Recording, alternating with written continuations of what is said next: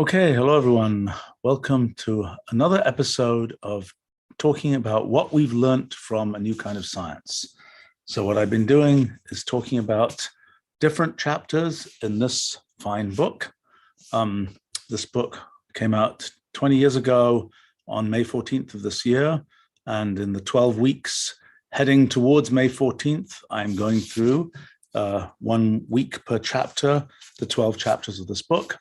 And right now we have reached chapter 4, which is called Systems Based on Numbers.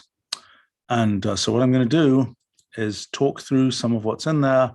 I want to emphasize that in addition to the main text of the book, there are, well, hundreds and hundreds of pages of notes at the back of the book, which are some of the things that I refer to the most as now 20 years later.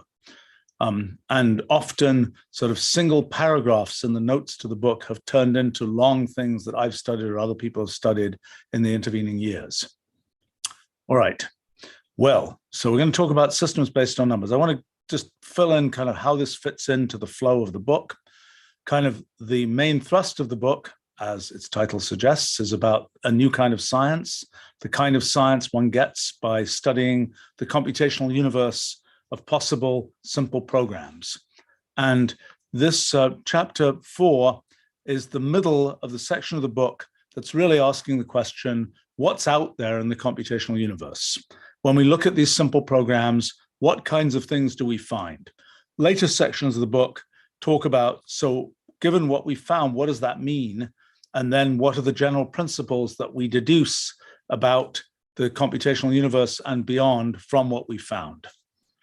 So, but chapter 4 is right in the middle of the sections that are talking about, so what is out there in the computational universe? Chapter 2, the crucial experiment, introduced basic ideas about cellular automata and the fundamental phenomenon that even though the rules for a system are simple, the actual behavior of the system itself may be very complicated, and the kind of the quintessential example of that is Rule 30, cellular automaton with these simple rules here, which when started just from a single black cell, produces very complicated behavior. The Rule 30 phenomenon that is associated with what I call computational irreducibility, which I'll be talking about a bunch more when we get to chapter 12 of the book. The sort of the fundamental phenomenon first seen in chapter 2, the crucial experiment. In chapter 3 that I talked about last week, we're talking about, okay, so we see that phenomenon in Rule 30. A simple rule produces very complicated behavior. Where else does that show up? Does it matter that a cellular automaton is set up in a particular way? Is that the crucial thing that's leading to this phenomenon, or is the phenomenon a more general one? And the main thing we found in chapter 3 is actually the phenomenon is a much more general one. Doesn't matter that all those cells are updated in parallel. It doesn't matter even that there are cells there. These phenomena happen in Turing machines, mobile automata, substitution systems, tag systems, register machines, all sorts of different systems, the same underlying phenomenon of simple rules, complicated overall behavior. Okay, so chapter 4 now talks about, so what about systems based on numbers? When one thinks about science and exact science, the thing that usually first comes to mind is the idea of numbers. I would say that in the 20 years since the book came out, that has perhaps fallen away a little bit, that as a result of this kind of the rise of the computational paradigm that I like to think the book had some role in, this idea that you can make models of things based on programs rather than on mathematical equations, that idea has risen. And with that idea, everything is represented by numbers is less important, because numbers are important if you're going to write down an algebraic equation or a differential equation even for things. They're much less important if you say, I'm going to run a program to represent how the system behaves. But nevertheless, there is a huge history of knowledge about systems based on numbers, and many of the pre-existing models in natural science have been, in exact science at least, have been based on things to do with numbers. And so the question that chapter 4 addresses is, so how does this phenomenon that we found in chapter 2 with Rule 30 and so on, how does that relate to what happens with numbers? So that's what chapter 4 is about. And we start off with the the question of, okay, so what is a number? It's a number, you might say, in mathematics. A number is this thing that represents a magnitude of something, and sort of all numbers are kind of thought about with the number 3.15826 is kind of the same kind of thing as the number 3 or the number whatever. These are all kind of numbers, are just things on a number line at certain positions. One of the first points to realize is whenever we think about computation, we're also thinking about how do we represent numbers? What is a number made of? For example, a number might be made of the sequence of digits that represent the number. So here's a very, very straightforward diagram that one might find in I think one might find it today in an elementary textbook, I'm not sure.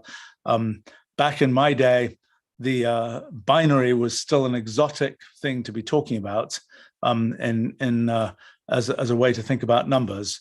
But with computers having taken over the world, so to speak, that's less exotic now. But this is just showing how a particular number is represented in standard positional notation, very straightforward kind of thing.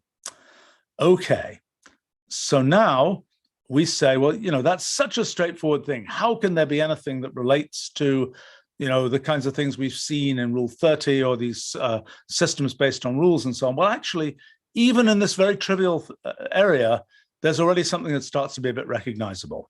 So this is the successive digits of numbers, the digits of successive numbers in base 2. And what we see is we get this nested pattern. So there's 1, 1, 0, 1, 1, 1, 0, 0, et cetera, et cetera, et cetera.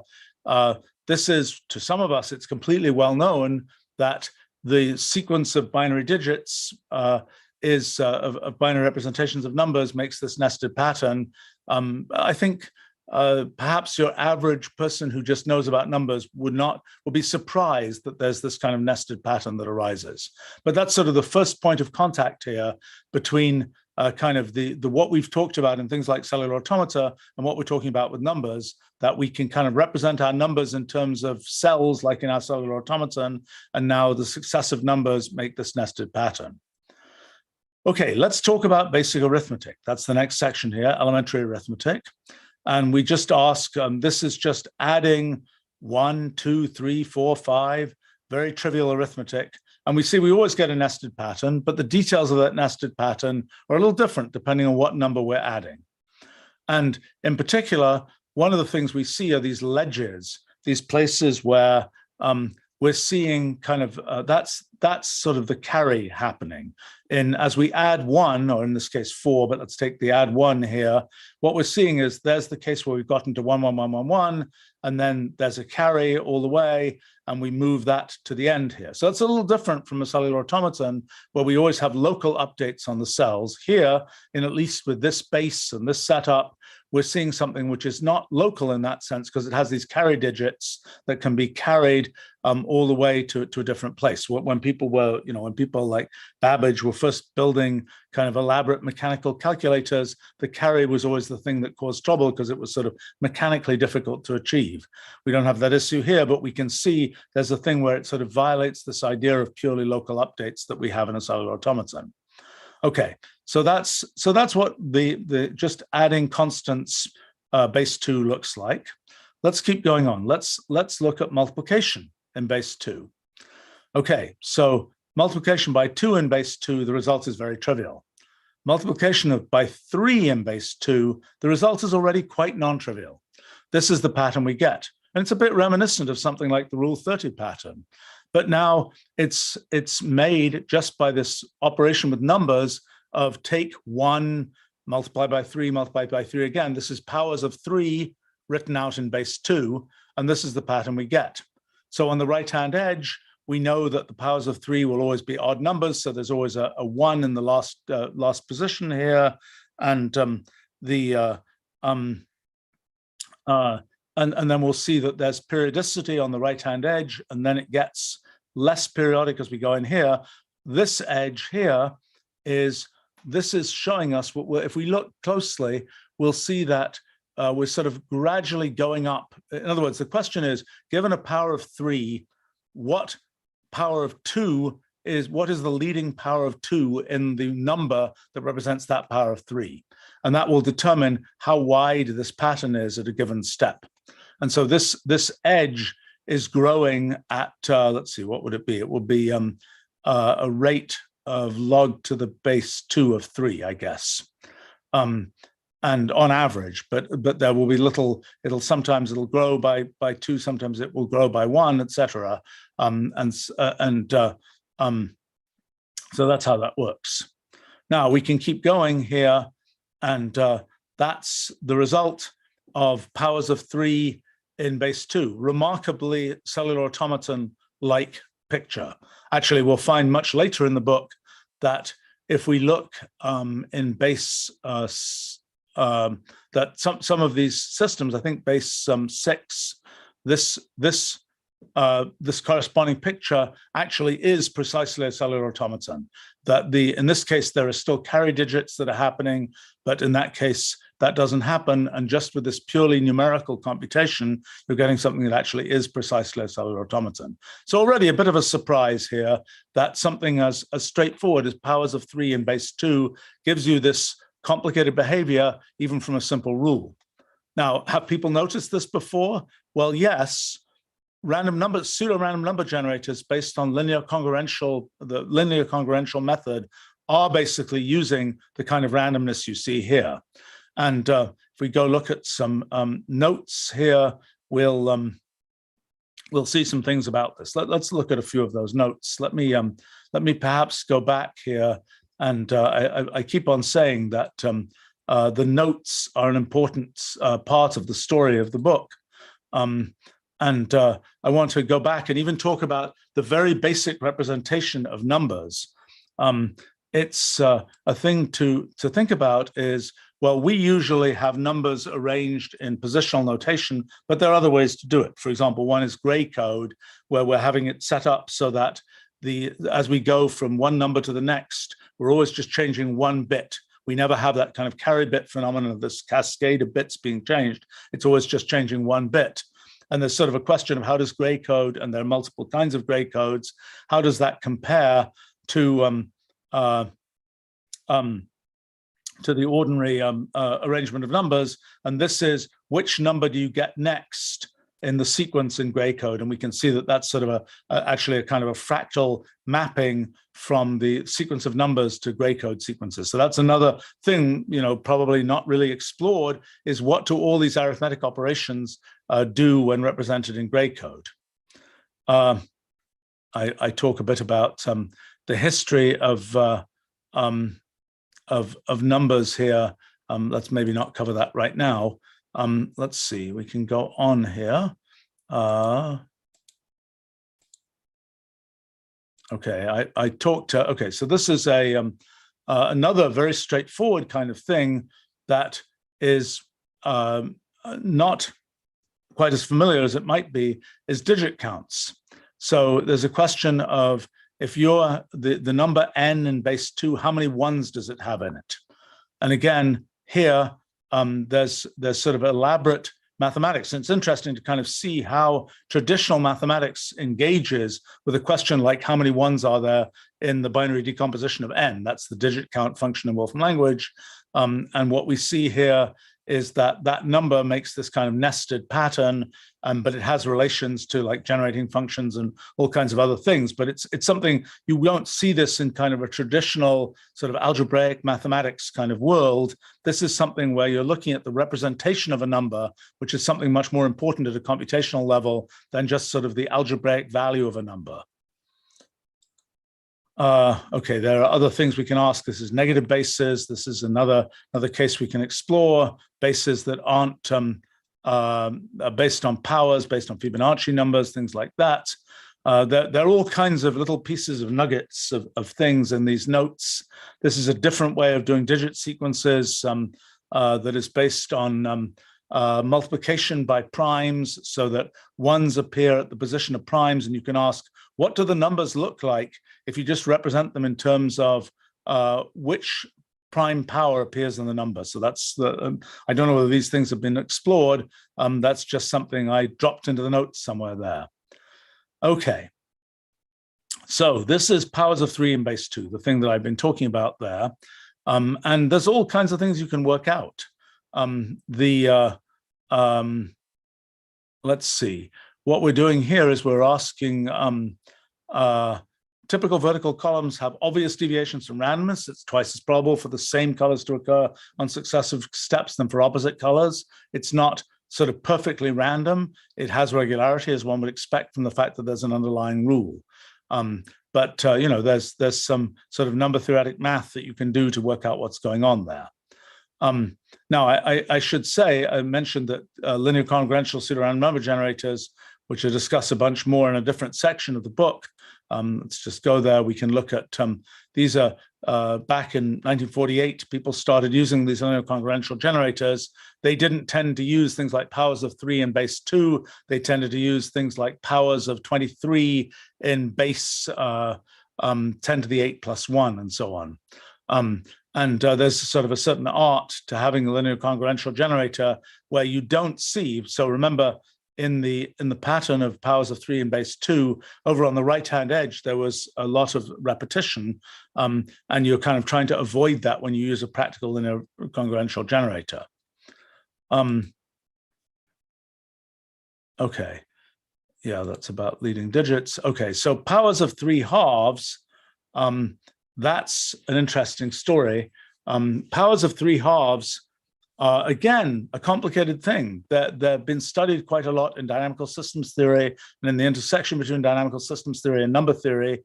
And the question is the fractional part of 3 halves to the n somehow equidistributed or not? Let's see, this is some various kinds of facts. Wow, this is a fact I don't remember. Possible to find special values. If you take powers of 3 halves, fractional part of powers of 3 halves, and you multiply the fractional part by some constant u, it's possible to make it so that the first digit is always non-zero, according to this note.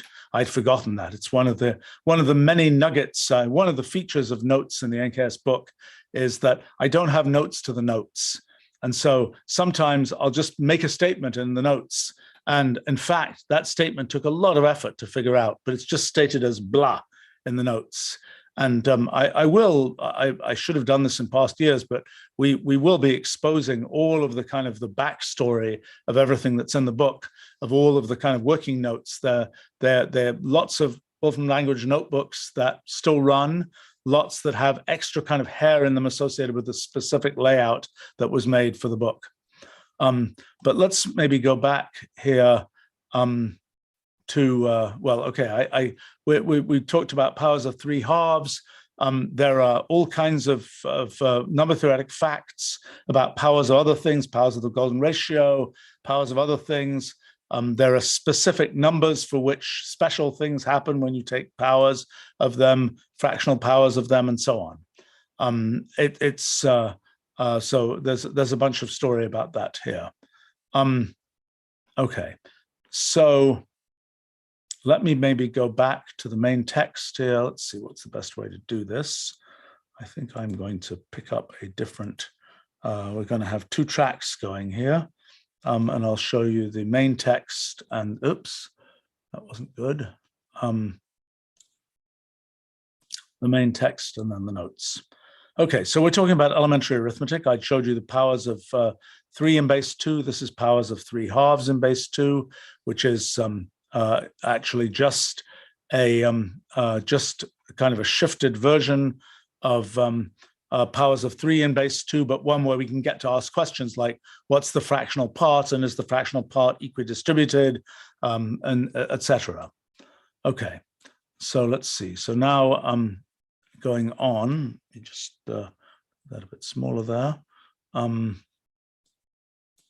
Going on here, the next thing we start to discuss is okay. So this is the size of the fractional part of 3 halves to the n, and you see it's kind of jumping around all over the place.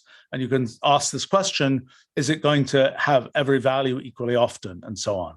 That's a question that has not been answered, but it's a question of interest in number theory and dynamical systems theory. And it sort of relates to the kinds of questions we're asking about about these kinds of simple computational systems. It's another example of a place where we have sort of contact between what we're asking about simple computational systems, thinking about things in terms of just manipulating digits, and things that have been studied in traditional mathematics. Okay, so the next thing that I talk about here is right. The next thing I talk about here is a system where you are multiplying by 3/2 a particular step. If the number you get is even, multiply it by 3/2. In other words, multiply by 3 and divide by 2. Otherwise, add 1, then multiply by 3/2. This is quite similar to the sort of classic 3n+1 problem that's been studied a bunch in number theory. This is a slightly different version of it. The result here is, again, we get something that looks very much like the powers of 3 and base 2 and so on. We can ask the question, this is a different question. This is multiplying by, it's doing 5n+1 or m+1/2. And what's interesting there is, depending on the initial condition, you will either get unbounded growth, kind of a thing that doesn't halt, or you will get something that becomes periodic, or you'll get something that eventually halts. So this is a case where we're looking for the value. We start from 6 and we apply that rule, 5n plus 1 or n/2, and we start from the number 6. And this is kind of reminiscent of things like the Rule 110 cellular automaton, where we're asking, is this going to halt? Is it not going to halt? Is this going to keep going forever? Or is it going to eventually crash down to the axis and go to 0? And I don't know the answer to this, but it's an example of something which is reminiscent of this kind of thing. Now, if we skip forwards in time to very recent times, I actually restudied some of these questions in connection with the study of this of tag systems. I talked last week about tag systems as examples of simple computational systems. Here, in attempting to analyze the original tag system from 100 years ago, I also looked at the connections with number theory. And in particular, it turns out that these tag systems that I talked about before are deeply related to things like the 3n+1 problem. And we can see there's the 3n+1 starting from 27. Here are the numbers you get for the 3n+1 problem, which says if it's even, divide by 2. If it's odd, take 3n+1. And what we can see there is that we can make these state transition diagrams where we plot out different numbers. So here we're starting from, I think it's 9, and we're getting this whole sequence of numbers here, which goes up to 40, 52, and so on. But eventually it enters a cycle down here. And so now we can look for all the different, possible initial conditions. We can look, this is a big network of all these different numbers that eventually, so far as we can tell, and that is the 3n+1 problem, from any initial number, does it always eventually get to that cycle?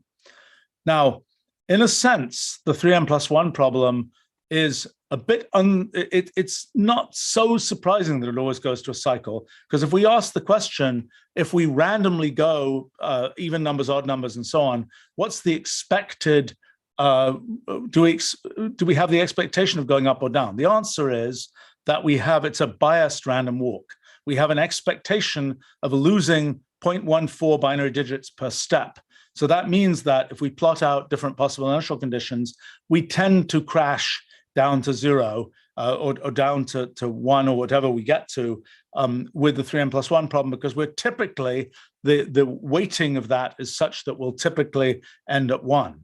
Now, in the case of this one discussed in NKS, the n/2 5n+1, that has the opposite bias. Instead of minus 1.4 binary digits per step, it's plus 0.11 binary digits per step. And so it has the bias to grow.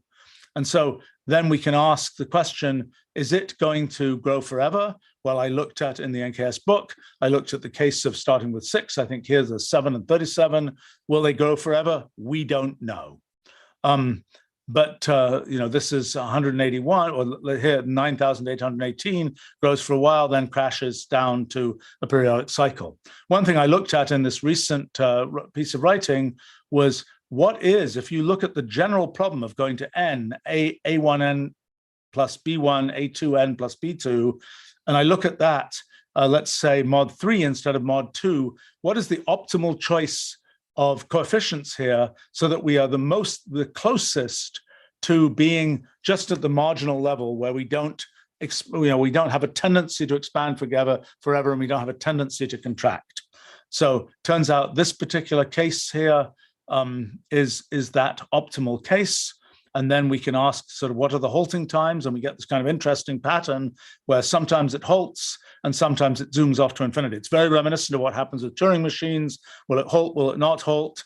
What's the relationship between that and what we see in number theory? We don't know, but it's interesting that these problems in number theory, like the 3n+1 problem that have been open since the 1930s, are deeply now intertwined with problems that we see in simple computational systems. And this is kind of showing how that works. By the way, the Riemann hypothesis is also an iteration just like that. It's not quite as simple as those ones that I've showed there, but this is thanks to work by Yuri Matyasevich and other people. This is kind of a compression that I finally did here that compresses down the Riemann hypothesis to really a question of whether this iteration, which is very much of the same type as those iterations I was showing that relate to the 3n+1 problem, will this ever terminate? If the answer is no, the Riemann hypothesis is true. And so it's interesting to see that problem, which has been something that has been sort of out there in mathematics for 150 years, again, being related to these same kinds of computational questions. So, okay, that was the next piece of chapter 4, was about these kinds of iterations and so on. Now, we go a little bit wilder. We're talking about, and there are some notes related to, oh yeah, I might mention this, sorry. One of the things that, well, maybe let me not go into this particular thing. This is a point to know that the digit sequences of certain arithmetic kinds of things are deeply related to substitution systems. In fact, those digit sequences basically come from substitution systems. So for example, if you're using the golden ratio and you're multiplying, you're computing the floor of n+1 times h minus the floor of n times h, you're computing that where h is the golden ratio, you will get sequences of digits that are given directly by a substitution system. I thought I had some pictures of that, actually. Where do I have pictures? I know there are pictures of that somewhere in the NKS book. So let's see, maybe it's page 890, let's see. Nope. Okay.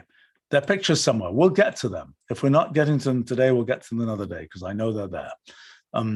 That show the detailed relationship between substitution systems and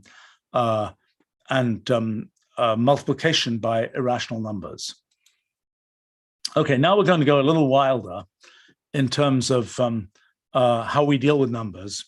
This is another thing that's kind of not really a standard mathematical operation. We're taking a number, we're taking that number in base 2, we're reversing its digits, and we're adding it to the original number. And then we're showing the result.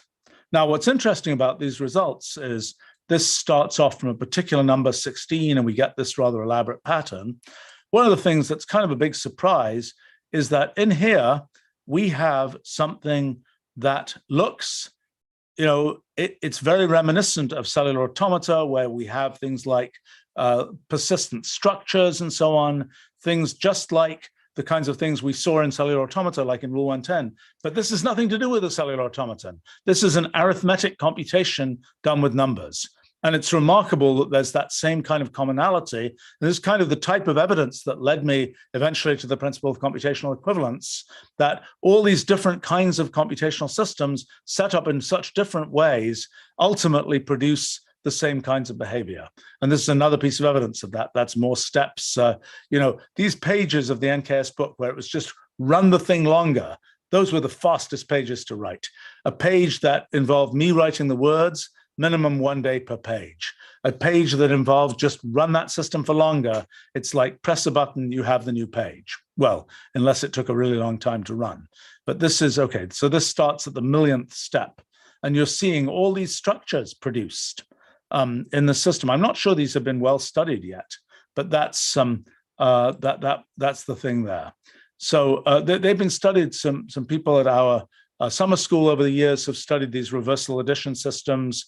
They're something that has been looked at a bit, but they're just a nice kind of interface between things that one might think of as sort of, they're a little bit stretching the notion of arithmetic functions, but then relating to sort of more sophisticated computational kinds of things.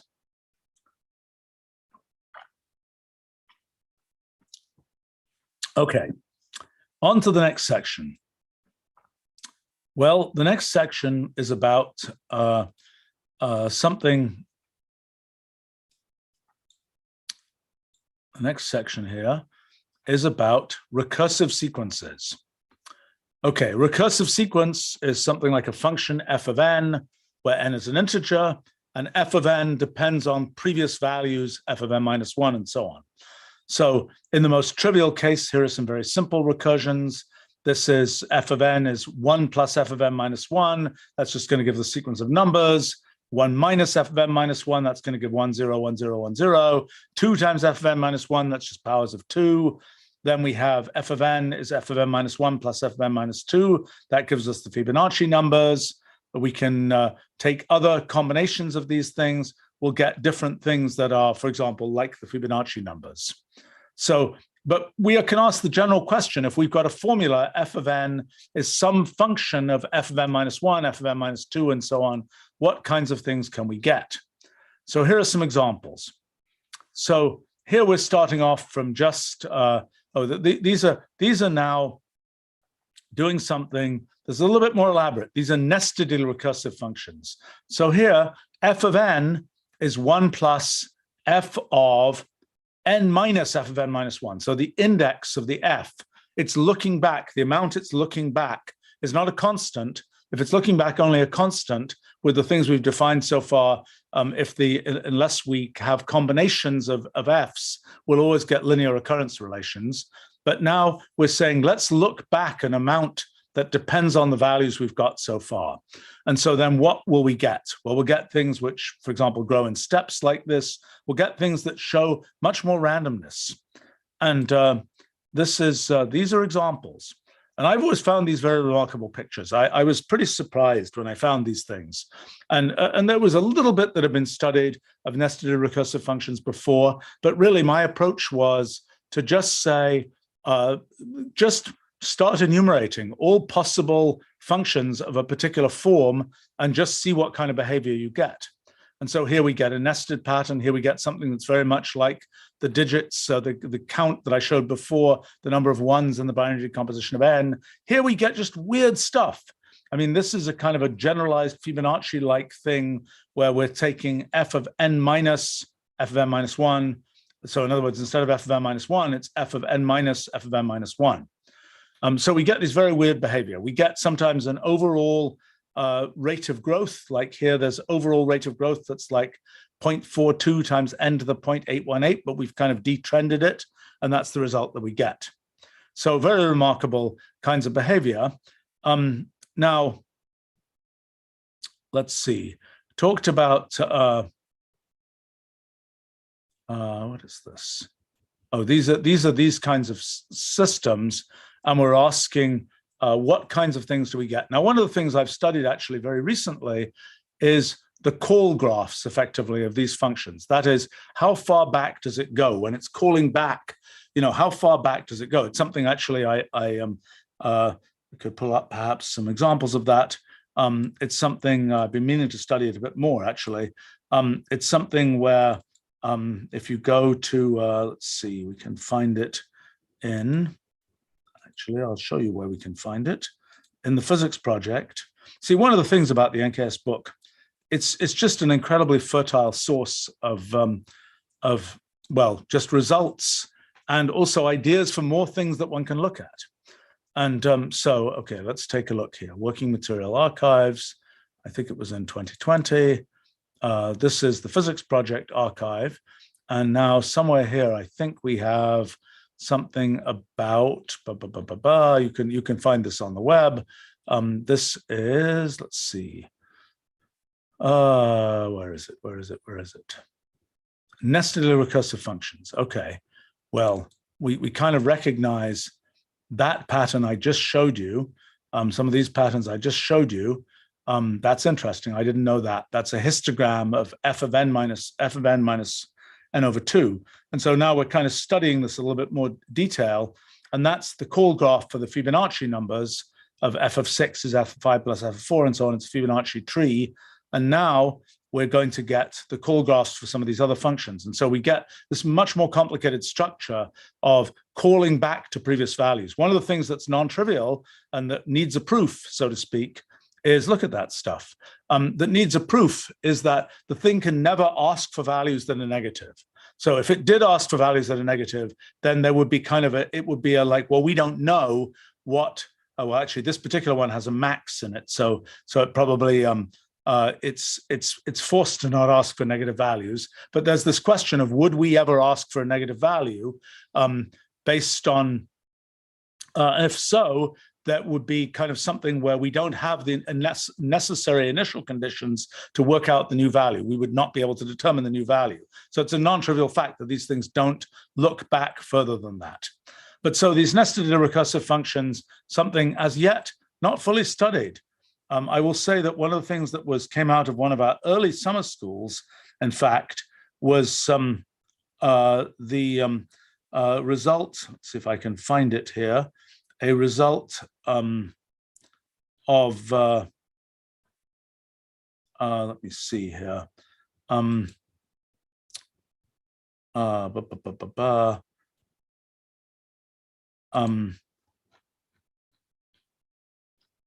See if I can find this, of a function that is that's of this family. A nested recursive function is the minimal nested recursive function which has complicated behavior, and it just is a one-term recurrence. And I know I talked about this in a recent post that I did, and I am forgetting where it is. Let me see. I am going to try and search for it here.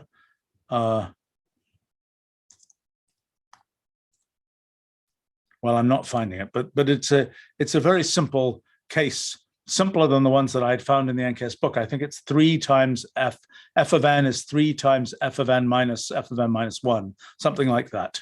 And it produces this very complicated behavior, and we don't really understand why. So that was another example of where something just like a Fibonacci sequence is suddenly giving you complicated behavior. But the other thing is this kind of ruleological approach of saying, let me just go explore all possible rules with this general form and see what they do. That's where you get things like this, and where you realize that out in the sort of computational universe of possible integer recurrence relations, there's a lot of very complicated stuff to be found. Okay, let me see this section. Let me see what other notes were there in that section. Notes, chapter 4. Okay, oh, I forgot about some notes in previous sections here, like iterated bitwise operations. I mean, there are just, once you have this idea of iterated functions, you can iterating, there are all kinds of different sorts of number theoretic and other rules you can use. So there isn't, I didn't say a lot here in the recursive sequences section because not much was known. The one thing that I did talk about here are primitive recursive functions. These are very important in the history of thinking about computation. Back around 1900, people like Hilbert were trying to figure out what was the general representation of all possible mathematical functions. And they had the idea, maybe we can represent all possible mathematical functions in terms of primitive recursion. We can say there's a 0, it's kind of functional programming in the extreme. There's a 0 function, there's a successor function, there's a projection function, and there's composition of functions, and there's primitive recursion. Primitive recursion just means the new value of the function depends on an old value of the function. So then, of course, you've got to go really logical on this and figure out what are all possible kinds of functions of this type. And what happens is you can enumerate all these functions. And this was actually done. It's still not out there in the world. Matthew Sudzik worked on this in the, oh gosh, mid-2000s, actually coming up with we were considering having a database of integers and a database, and we were considering sort of enumerating possible functions to see what could appear there. But these are the primitive recursive functions. This is something I did for NKS, was to ask the question, among these primitive recursive functions, where R is the recursion function, Z is the zero function, S is the successor function, what possible behaviors can you get? And for a while, this is the first one with quadratic growth. And this one here, this creature here, is the first one to show more complex behavior. And look at that thing. So that thing is, the function can be written as the fold of the 2 to the ceiling and so on. That's essentially a translation of that piece of pure functional primitive recursion code. And look at what it does.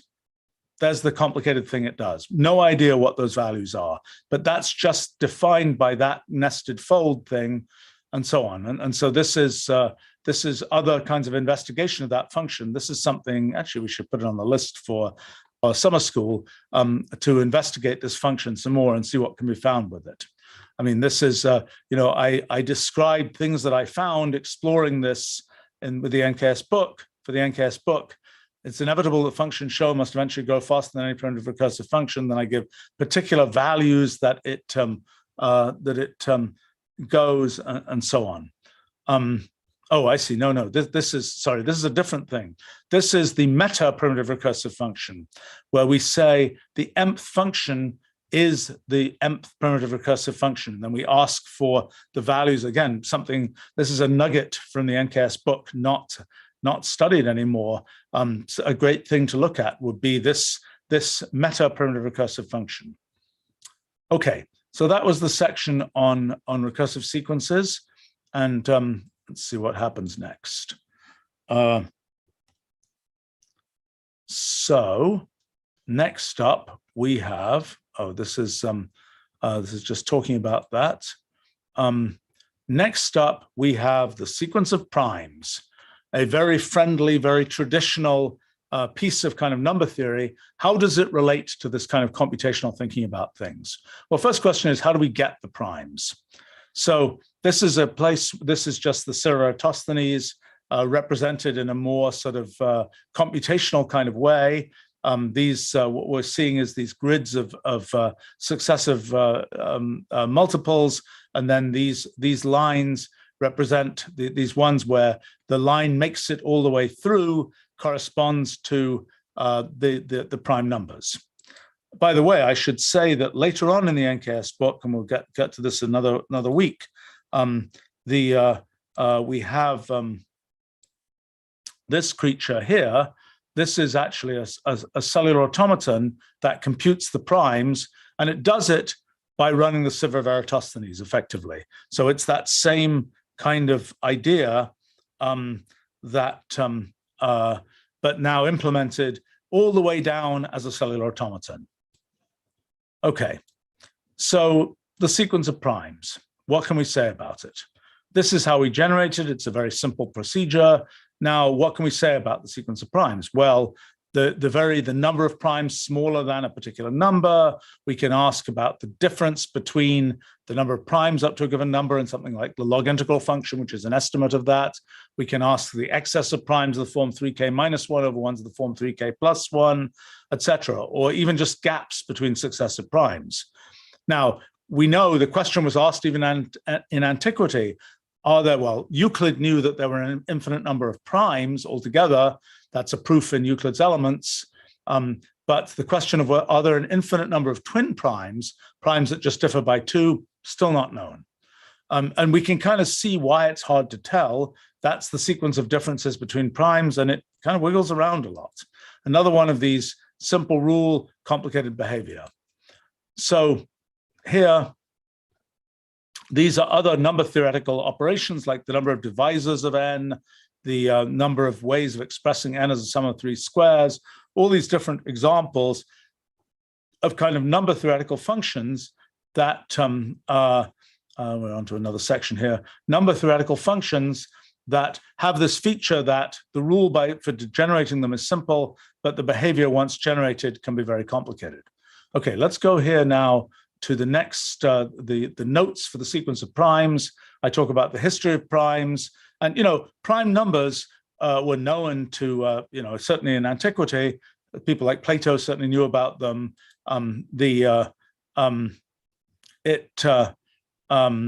Plato commented that, I don't know, what was it, 5,040 or something, was a good number of people to exist in a state because it had all kinds of nice properties with respect to voting systems and so on. But I talked in the NKS book about different features of primes, about history of tables of primes. The reason I talk about history of tables of primes is that that's a place where a sort of a simple rule for generating primes led to this sort of complicated sequence. And it's like, that's kind of a clue, simple rules, complicated behavior, but it's not a clue that people picked up on. Instead, what people picked up on was saying, well, what can we say? What regularities can we identify in the sequence of primes? And I guess I probably talk here about that question of the prime number theorem. Gauss looked at things experimentally. He just looked at tables of primes, trying to guess this log integral function as an estimate for the density of primes and so on. And there are all kinds of results that I talk about here. There are a few more results that have been gotten in the number theoretic literature since that time. Now I talk here about, I talk about relative primes. I think that'll be something we talk about in another section here. That's relatively prime numbers. That's the kind of pattern you get from those. But let's talk about a few other things here. I kind of talk about, I talk about, what are these? This is just another kind of simple system. The notes to the NKS book are just full of these simple systems that I studied a bit and that probably should be studied more. These are systems in which you decimate cells at a certain rate. These are trapezoidal primes. What are those? That's right. A prime number is a number where you can take, if you have a number n, the fact that the number is prime means that you can't arrange n objects in a rectangle where the rectangle has anything other than width 1, so to speak. And trapezoidal primes was an idea that I had for a sort of generalization of that notion. Another thing that I talk about here is frequency spectra. I'll talk about that more in a different section. This is like, play the sequence. What kinds of Fourier components will you hear? And that's a case where that's an example of that. Now let's see. I also talked about oh boy, this was an interesting one. This was one of these ones where it's like, it's just a note in the book. But it took a huge amount of computer time to find some of these things. This is a simple iteration where you say, actually these days I'd probably use total instead of apply plus here. N goes to total of divisors of n minus n, or n goes to divisor sigma of this. And so that's an iteration. This had been studied a little bit, but I kind of decided to take it further than it had been studied before. And the question is, does this sequence, just like those ones I was asking about before, does this sequence go forever or does it eventually crash? And so I managed to get to that number after 500 steps, which I think at the time was sort of a record for how far this had managed to go. All right, I talked about, let's see, well, all kinds of actual results here. Probably maybe something about perfect numbers, okay. This is just more of this theme of complicated behavior from things like primes. Okay, moving along. The next section is about mathematical constants. Okay, this is another example of the same phenomenon. Simple definition, complicated behavior. Pi. The definition of pi is simple, at least geometrically, and also algebraically. There's a sort of sequences that generate pi, yet the sequence of digits once generated seems quite random. So here, for example, is a random walk made by taking digits of pi in base 2, going up if it's a 1, down if it's a 0, and just asking, what does that random walk look like?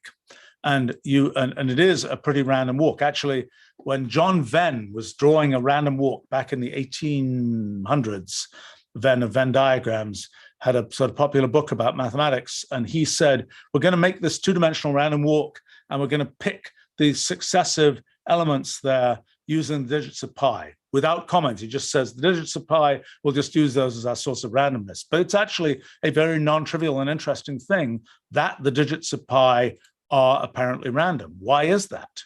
Why should it be the case that this thing, which once generated, you specify it in a simple way, but once generated, it seems completely random. It's much the same story as with Rule 30.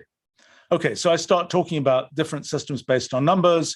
When you have a rational number like 1 over 81, for example, 1 over 81 is pretty close approximation to 1, 2, 3, 4, 5, 6, 7, or then it goes 9, 0, and then it repeats. But any rational number has a digit sequence that eventually repeats. The length of the repetition block may vary, but it eventually repeats. And that's some pictures of just showing kind of how that repetition works in sort of a digital fashion. Okay, what about square roots? Well, square roots work very differently. Square roots, the digits never repeat unless they're sort of perfect square numbers. So far as we know, the digits never repeat, but we don't know that. Well, we know that they don't ever repeat.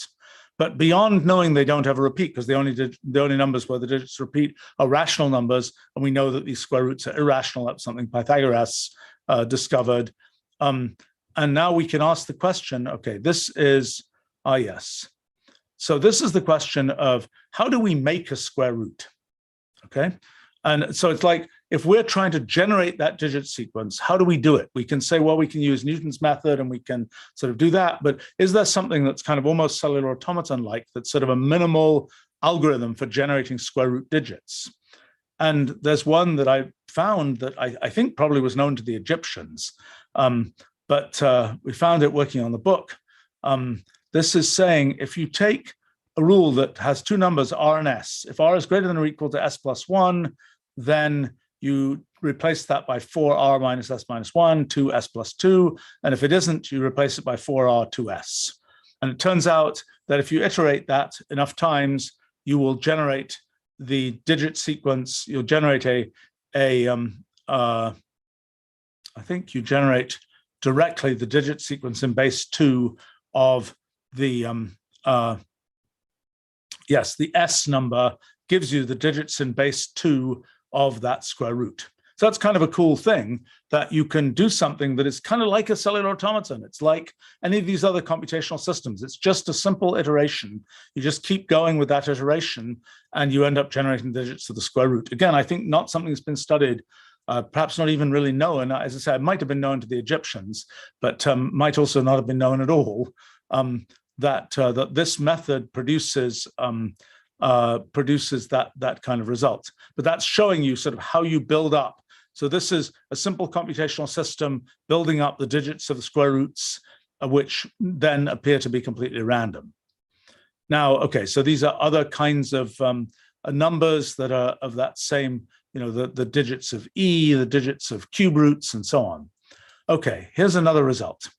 If you look, there are different ways to represent a number. We can represent a number using digit sequences. We can represent a number in other ways. So for example, in base 10, with digits, we can represent pi as 3 plus 1 over 10 times 1 plus 1 over 10, blah, blah, blah. It's that kind of iteration. But there's another kind of iteration we can use, which is a continued fraction, where we say it's 3 plus 1 over 7 plus 1 over 15 plus 1 over, et cetera, et cetera, et cetera. We can look at these successive terms in the continued fraction expansion of pi. The continued fraction expansion is just another way, alternative to a digit sequence, for representing a number. Okay, what happens if we look at something like E as a continued fraction? Well, turns out, so for example, the continued fractions of rational numbers just terminate. The continued fractions of square roots become repetitive. They repeat, just like the digits for rational numbers repeat, the continued fractions for quadratic irrationals repeat. And so, for example, the golden ratio is just 1, 1, 1, 1, 1, and as a continued fraction. If we now look at the continued fraction of cube roots, no dice. Doesn't work that way. If we look at the continued fraction expansion for E, we'll find that it has another kind of regularity. It has this simple kind of linear increase. Same with any power of E. If we look at pi, it has an irregular continued fraction. Then if we look at, for example, if we look at the hyperbolic sine of 1, we'll see that there's a, we'll see, or the tanh of 1, we'll see a kind of linearly increasing continued fraction that has a, where the successive digits are linearly, the successive continued fraction terms are continually increasing in a linear sequence. So continued fractions are just another way to represent numbers where sometimes numbers that would otherwise seem completely random don't seem random according to continued fractions. And this is the next section. Okay, so let's go back here. So I think mathematical constants, I talked a bunch about what's known about the digits of pi, how they were computed. Surprising fact that there is a way to compute the nth digit of pi without computing previous digits, although it's a little bit heuristic because it relies on the fact that there can't be a sort of infinite, a very, very long chain of carries that builds up. And that's something we don't actually know for absolutely certain. But this is a way to compute, no, that's a way to compute to the nth digit of precision. That's kind of a formula for pi. I think I talk about somewhere else in the book, the way of sort of jumping into the nth digit. Let's see. I really wondered, is there a nested digit sequence that can be made? And yes, you can take those nested, those substitution systems like the 2E Morse sequence, and you can use them to generate digits in a number that where the digit sequence will be nested. And so this number converted decimal 0.587 blah, blah, blah, has a digit sequence, which is 0.10, whatever it is, and that sequence is nested. The question is there a connection between numbers that can be represented using traditional mathematical functions and algebraic things and so on, and numbers whose digit sequence has a nested structure? Never been found. So I guess it's proved that there can't be algebraic numbers that have nested digit sequences. The question is, could there be numbers that involve other functions that have nested digit sequences? Yeah, this is about specially constructed numbers. So for example, we know that the number 0.0123456789 10 11 12 13 14 has the feature, it's the Champernowne number, has the feature that every block of digits occurs with equal frequency in that number. But that's a sort of a made up number that was made up by its digit sequence. And the question is there sort of a connection between the numbers that you can make up with sort of mathematical operations and the numbers you can make up by sort of simple operations on their digit sequences? I talked here about leading digits of numbers and Benford's law and so on, and the fact that for many, many ways of generating numbers, there's this logarithmic distribution of leading digits, but it's not always true. It's not true, for example, the primes and so on. That's always an interesting thing. Okay, nested radicals, another way to represent numbers instead of having nested nested division or nested addition that you have for ordinary positional notation. This is nested square roots. Pi, for example, is rather easy to represent in terms of nested square roots, has a very regular representation that way. Oh yeah, I had talked in the previous section about, no, different section, sorry, about representations for integers. Let's see. The heck is this? This is about, oh yeah. This is about what kinds of numbers are there. So there are integers, there are rational numbers, which are division of integers. There are algebraic numbers from solving polynomial equations. And then there are other categories of numbers. And can you define sort of other categories of numbers that, and do they have certain closure properties? Like rational numbers, if you just combine them with addition and multiplication and so on, you'll rational numbers in, rational numbers out. algebraic numbers have that property as well. Are there other sort of closed sets of numbers? What can you say about that? There are some things to discuss there about sort of higher mathematical functions that I talked about there. Oh, that's the computation of square roots. I think I probably, yeah, I think I was pretty silent on what one knew about where this came from, because I didn't really find anything.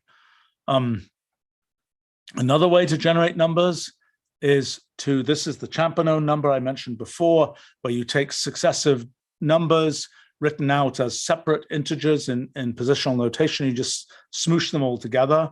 Again, complicated nested patterns that you get from that.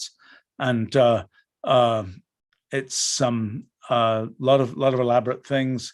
Very surprising formulae found by somebody who was at our company for a long time, that very bizarre, unexpected formulas for some of these things. Let's see. Well, Egyptian fractions, just another way to represent numbers where you're only dealing with reciprocals. This is, oh yeah, this was the page I was looking for before. This is, you draw a line at a certain angle on a raster display. What is the actual sequence of bits that you pick to approximate that number? This is a way to represent the number sort of by, you go up a certain amount, you go across, you go up, etc. And this is related to all of these kinds of continued fraction expansions and so on. It's related to the continued fraction expansion of h, of this number of the slope. And in fact, there's this relationship between the amount you go up and the amount you go across, and a substitution system that you get from these different powers. So there's a direct relation between given a power, given a number, an algebraic number, for example, you can work out what substitution system will be the thing that determines the sequence. So there's essentially a nested sequence of up and across type things. If this was a rational slope, it would be a repeating sequence. You'd always go up 2, across 1, et cetera, et cetera, et cetera. When it's an algebraic number, or you get this this kind of this nested sequence, or at least you get that. I'm sorry, you get that with a quadratic irrational. You get, in general, a continued fraction expansion for another kind of number. So again, that's a relation between substitution systems and systems based on numbers. Okay, this is a page of the NKS book that I have come back to many, many times and looked at generalizations of it, and it deserves further investigation. This is asking the question, what if you wanted to make the integers by just doing some arbitrary operation, circle, dot, let's call it, and you just say, I'll make a tree with dot operations in it, and then at the leaves of the tree will be all ones, and the number will be the thing that I get by evaluating that tree, by making the dot operation have some particular form.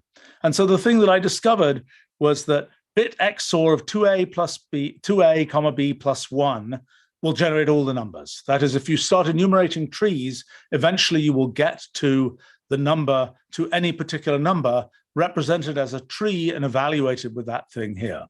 And so you can look for different combinations of those different forms of that that combiner function. You can ask, where is the nth number?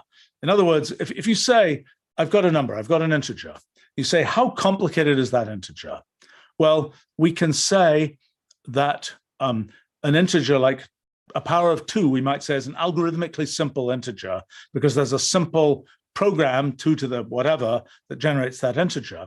This is another way to generate the integer. You make a tree, and then you evaluate that tree. How complicated does that tree have to be? And so this is sort of another way to enumerate the integers.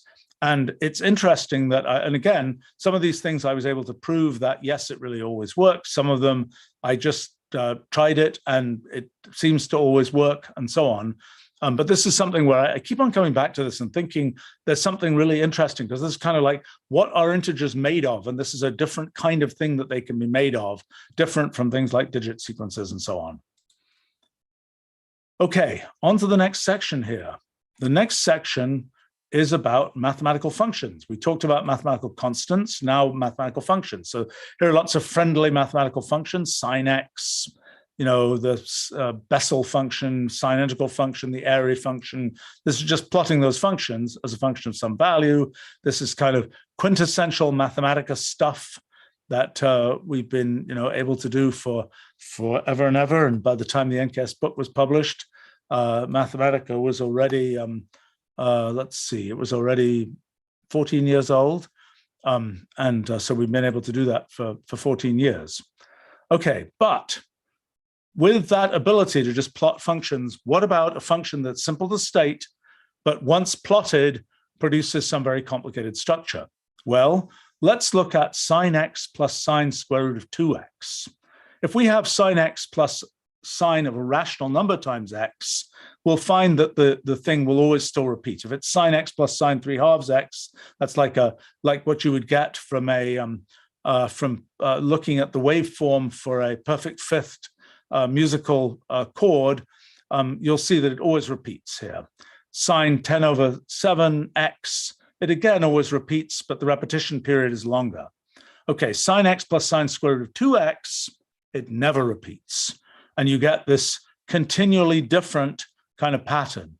A more exotic case, sine x plus sine square root of 2 plus sine square root of 3x, again, a more exotic pattern. So once again, simple formula, complicated behavior.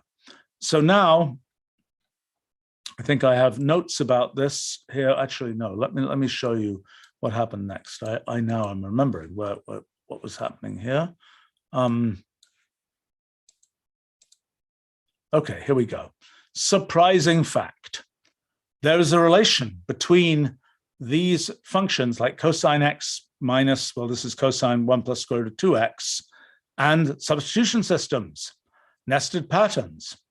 So what we're doing here is we're looking at how many wiggles there were between, let's see. Yeah, I think this is the number of wiggles between each successive zero there. Yes, I think that's right.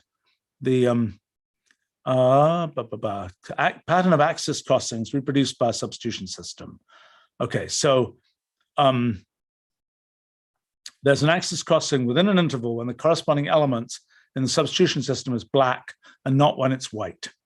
So in other words, what we're saying is between those 2 points there, this thing just goes up, it doesn't cross the axis. But between these 2 points here, it does cross the axis. The surprising thing is that where it crosses the axis is determined by this simple nested substitution system. Isn't that surprising?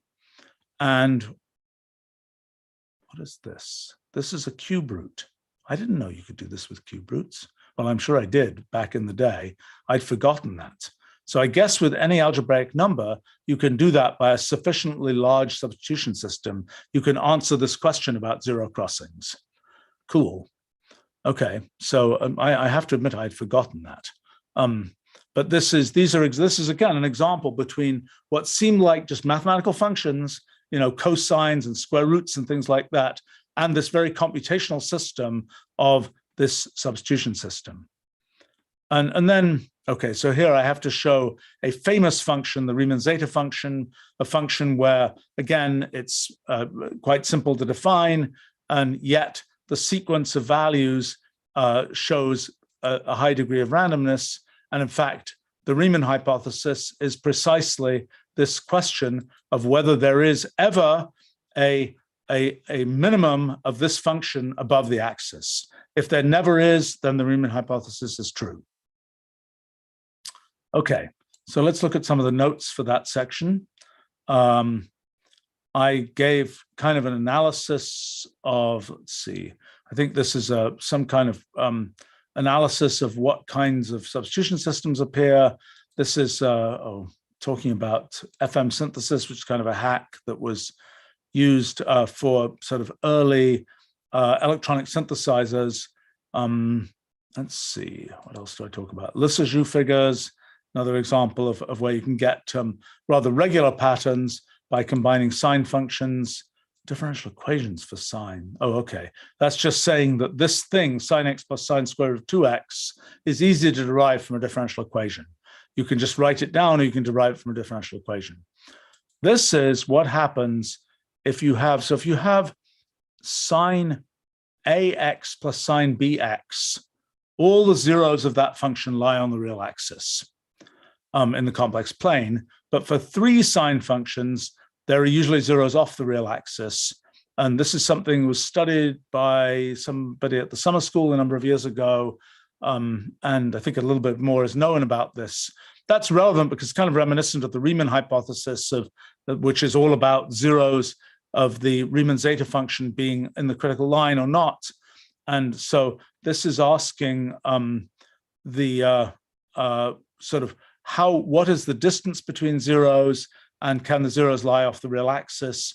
And they're these very weird functions. These are very weird functions that specify the distribution of distances between zeros. Look at those strange things with all those cusps in them and so on. Don't really understand why they come out that way. But it's, again, one of these things, simple numerical system in this case, complicated overall behavior. So let's see. I talked here about essentially Fourier analysis of what happens if you combine many, many sine functions together. What do you get? Famous functions that were studied in the 1800s as kind of counterexamples to ideas about continuity in the kind of understanding of calculus and so on. Then I talked about the zeta function here, and just talked about various features of the zeta function that the sort of universality of the zeta function, in the sense that if you look at these sort of slices of the zeta function, you'll be able to get things that approximate essentially any mathematical function. If you pick the sort of the value, if you pick the real number position in the complex plane of the slice you take, you'll be able to approximate sort of arbitrarily closely functions with different kinds of formulas and so on. Okay, I see we've got three more sections to go through here. Let me, maybe I'll speed up a little bit. This is a section about iterated maps. So iterated maps are, again, a little bit like cellular automata, except with numbers. And the idea of an iterated map is you just take a number like x goes to fractional part of 3/2 x. That would be an example of an iterated map. There's the plot of the function. And now the iterated maps are more commonly studied with mathematical functions like x goes to lambda times x times 1 minus x. But for our purposes here, we can study them, that they get the same basic phenomena just by studying these things like fractional part of 3/2 x. That's the digit sequence. That's the value. We see kind of, again, our friendly kind of sequences like the 3/2 to the n problem. It's very similar to what we're seeing here. We see those kinds of behaviors. Now, what can we say about this? What are these? These are, okay, okay. So one thing that's interesting here is this is those sequences starting from a very simple initial condition, just a single one there. Now, but now we can ask the question, you see that they sort of build up, they intrinsically generate lots of randomness. Now we can ask the question, and sorry, I should have shown you here, this is just 2x mod 1, okay? So fractional part of 2x. And it's very trivial because once you've used up that 1 that was in your initial data, you're done. It's all zeros. Okay, now let's consider a different case. Let's consider the case where we started off not with just a single 1, but with the digits of pi/4. Okay, so for some of these, you really don't see much difference. This, internal to this pattern, just the same as the pattern that you would get starting from a single 1 here. But this one here, this 2x mod 1, this produces all these stripes.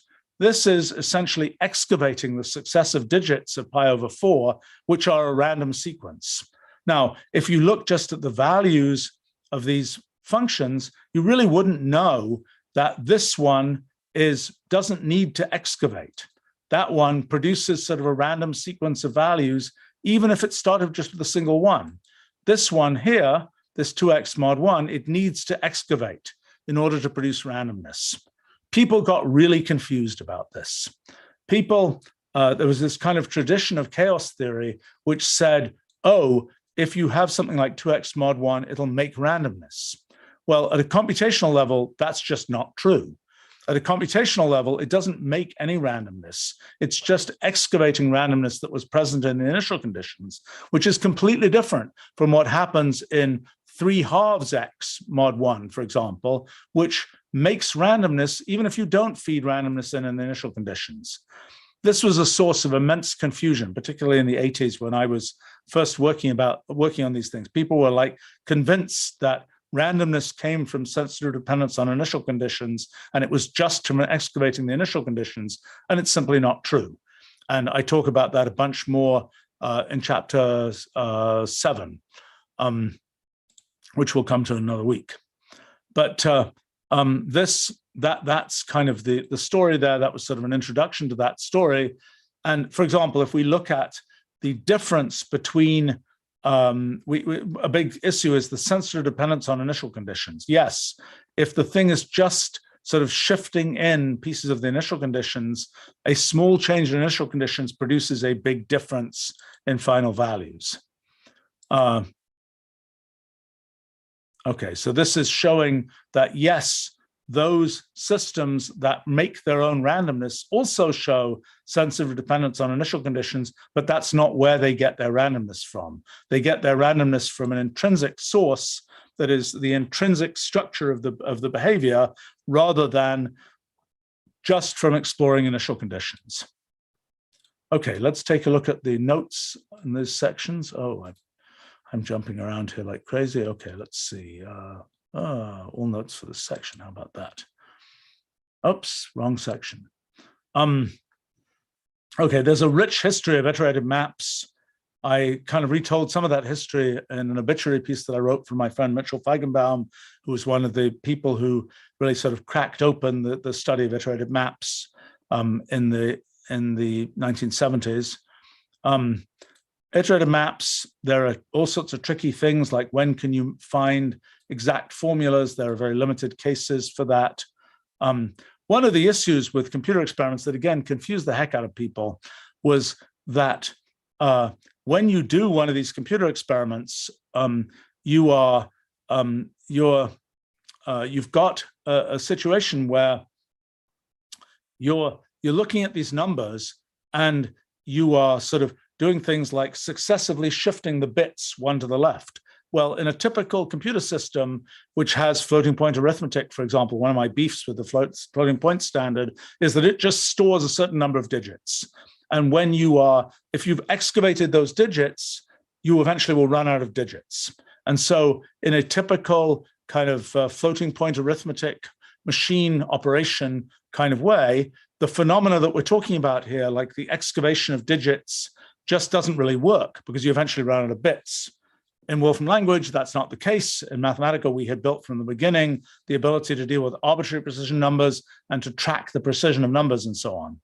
But it's kind of a fun fact that on a pocket calculator, you don't get the same behavior. This is showing, I think this is showing on a calculator versus, A and C show the shift map on a computer, and this shows the shift map on a calculator. And you see with different initial conditions, you are excavating the bits here, but eventually on a computer, you run out of bits because there are only a fixed number of bits in the word. And so eventually you are excavating down to bits that weren't there, which are assumed to be 0. And so your value eventually just goes flat lines to 0. Okay, do it on a calculator, a little pocket calculator, you'll get a different result. How can this possibly be? The answer is that calculators don't use decimal, but binary to represent numbers. They use binary coded decimal. They do that so that 1/3, which is 0.33333, times 3 will actually give you 1, not 0.99999. It's kind of a hack for that. But that hack has a consequence when you're excavating digits that now it will, the calculator will actually generate randomness in just the same way that that the 3/2 fractional part of 3/2 thing generates randomness. It does it intrinsically, not by excavating initial conditions. It actually occurs to me, I'd never thought of this before, Mitchell-Feigenbaum discovered a bunch of phenomena associated with iterated maps using a calculator. Only later were they put on a computer. And I kind of wonder whether he was implicitly making use of this phenomenon, which is precisely not the phenomenon of sensitive dependence on initial conditions that people sort of thought they were discovering and studying in those kinds of systems. Anyway, so that's another thing there. Well, there's also smooth iterated maps. That's really what Mitchell-Feigenbaum mostly studied. X goes to AX1 minus X. That leads to particular phenomenon of sort of universality and period doubling, leads to nested sequences of digits occurring in the numbers that you get precisely at these sort of critical points in the sequence of bifurcations of things that are going on. Okay, we've got, let's see. Okay, this might be a fun one. No, well, all right. So this is what happens if you do an iterated map, not with an algebraic function or a mathematical function like x times 1 minus x or 3/2 x, but instead with something like bit XOR of 2n comma n. And that's basically exactly a cellular automaton. That's exactly because this bit XOR is taking the bitwise XOR. So it's treating each bit as a separate thing. And that's just like what a cellular automaton does. All right, so that was a little bit on iterated maps and the chaos phenomenon. Let's keep going here. And the next section here is continuous cellular automata. Okay, cellular automaton has a discrete value at each cell. Well, in the search for generalization, what happens if we make that value not be a discrete value, but be allowed to be a continuous value? And so here's an example of a continuous cellular automaton where the new value is just the average of the values on the 3 cells above it. So we start off with the 1 here and we get 0.333 on each of these cells, and that's what happens.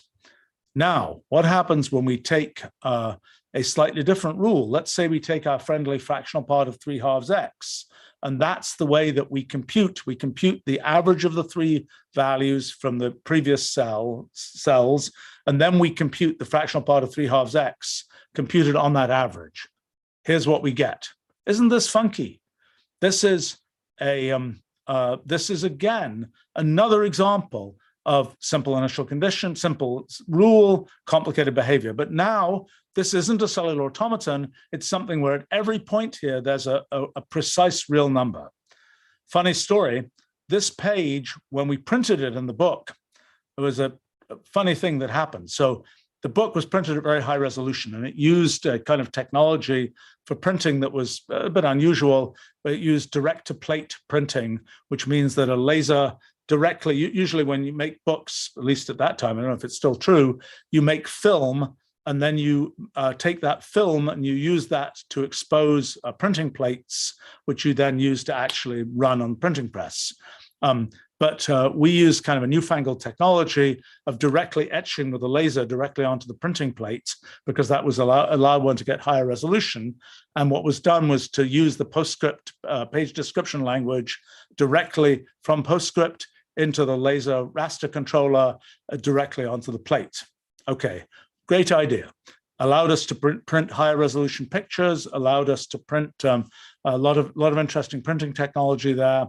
That produced this very high resolution book that eventually was what we produced. But this particular page had something terrible happened.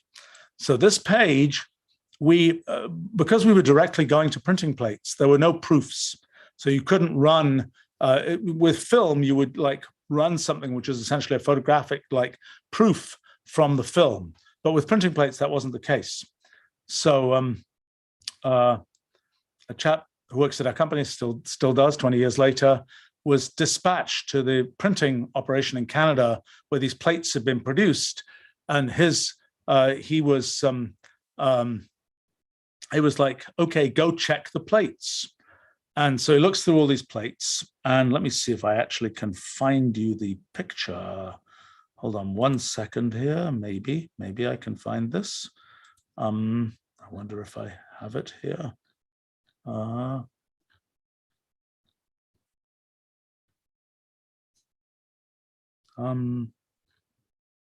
yes, I do have it. Okay, this is in my scrapbook on the web. Okay, that was that picture as it first started being, well, as it was on the plate and as it first started being printed. Look at that, a little glitch there. That little glitch was asymmetric. There was a glitch on one side, but not on the other. How could that possibly be? Was that a problem in the computation of the numbers? Because after all, these are exact numbers. These are numbers with essentially an infinite number of digits. Or was it a problem with the laser raster device? Well, it was over a holiday weekend in 2002. It was a big adventure. Eventually, I got hold of one of the original creators of PostScript, who I happen to know. And there sort of in a discussion, was it a bug in the laser raster device, or was it actually a bug in PostScript? Turned out it was actually a bug in PostScript. It had been there for a decade and had never been seen before because people hadn't been making pictures that were sort of high resolution, but not photographs. They were things where every pixel mattered. And this was a place where that bug got generated, and we were able to work around it. And so now the picture as printed in the book is correct. But anyway, this is a continuous cellular automaton, same behavior again, simple rule, complicated overall behavior. And we can see this is another case. This is, let's see, it adds a constant, and you get, this is just adding successive numbers, adding different sizes of numbers. You get all these kinds of different behaviors. Again, not really well studied, I would say. And just very elaborate stuff. These are differences between cell values on successive, I think, across the system. What you're seeing there is kind of, you're seeing localized structures, you're seeing all the kinds of things that we saw in ordinary cellular automata that just have discrete values. So even when we have continuous values, same kinds of phenomena seen.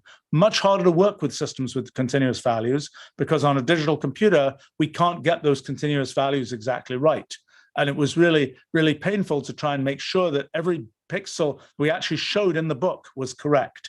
If we'd gone further, we would have gotten ones that we couldn't tell on a computer in reasonable time. We couldn't compute the things to enough precision to be able to see that they were correct. So that was that was the continuous cellular automata. Let's see, I talk about some different kinds of analysis that one can do on continuous cellular automata. I think there's a lot more to do here. Why is this spinning like crazy? Okay. Okay, this is additive continuous cellular automata. I completely forgot these creatures. Those are cool ideas. That's a cool idea. If you take the value of a cell is the sum mod k, or mod 2, for example, of the, so this is what we're taking, let's see, we are taking, right, we're taking mod k instead of mod 2. So we're taking binomial coefficients mod k, where k might be a non-integer. And what we seem to find, and I literally haven't studied this, and I probably worked on this in the early 1990s, and I probably haven't studied it since, but that's really cool, that with mod k for non-integer for this fractional k, you can get these patterns. Another good thing that we should add to the summer school project list. Well, anyway, so let's see, what other things do we have here? A little bit on probabilistic cellular automata. Let me not talk about that. I think I talk about them again in another section. Okay, so the final section. So what we've learned here is continuous cellular automata, even though they're much more difficult to work with on a digital computer, same general kind of behavior as ordinary discrete cellular automata. Okay, now let's turn to partial differential equations. They're kind of the pinnacle of what is usually studied in traditional mathematical physics, the traditional mathematical sciences. In a cellular automaton, you have discrete positions in space, discrete steps in time, and discrete values at each cell. In continuous cellular automata, you have discrete positions in space, discrete steps in time, but continuous values at each cell.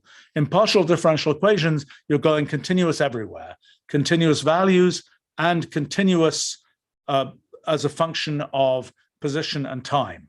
So instead of defining a value at a particular cell, you're defining a position as a function of, you're defining a value as a function of position, as a function of time. Okay, what happens in partial differential equations? Well, the ones that you find in textbooks are things like the diffusion equation that says the rate of change with time of a function is some constant times the rate of change, or the rate of change with space. So dxx is equal to dt of the function. Okay, so let's say you start off with just a Gaussian, blob in the center there. What you find with this diffusion equation is just a very simple kind of smoothing out of that blob. Okay, so very simple equation, simple partial differential equation, simple behavior. Okay, the wave equation, famous partial differential equation, dtt equals dxx. You start off with that blob. You find these two waves going out at the speed of the speed defined by the wave equation. Okay, again, very simple behavior. More elaborate equation, one that was important in particle physics and in sort of the study of the emergence of things like solitons and so on, also in the study of partial differential equations. The Sine-Gordon equation, you start off with that Gaussian blob there, and you end up getting this slightly elaborate kind of collection of hyperbole in that sequence there. Okay, so the question I asked myself in probably 1992, 1993 was, if you just look at the space of possible partial differential equations, just like we looked at all possible cellular automata, we looked at different recursive functions, et cetera, just look at different possible partial differential equations, kind of rule-logically look at different partial differential equations. What do you find? Okay, drum roll. You find all this kind of stuff. I was really surprised. This is, again, something just like the wave equation, but it has an extra little polynomial piece added to it. Now, some equations, they just blow up in finite time. Their values go to infinity, they go to zero, they do all kinds of wild things. They, for example, they don't depend only on neighboring, on sort of nearby values. They start pulling things in from infinity. They do all kinds of wild stuff. This equation doesn't seem to do that. This equation seems to start from just a Gaussian thing at the beginning and make all this kind of complicated behavior. Now, knowing exactly what it does is really hard, because to actually solve this differential equation, we have to do the sort of digital computer thing of breaking it down into sort of discrete elements, and then hoping that when we have enough discrete elements, we'll approximate the continuous equation. But without knowing for certain what the continuous equation does, we can't guarantee that that will work. What we can do is to just look, we make the granularity finer and finer, and we see it no longer changes. That's a good guess that we really got the right answer.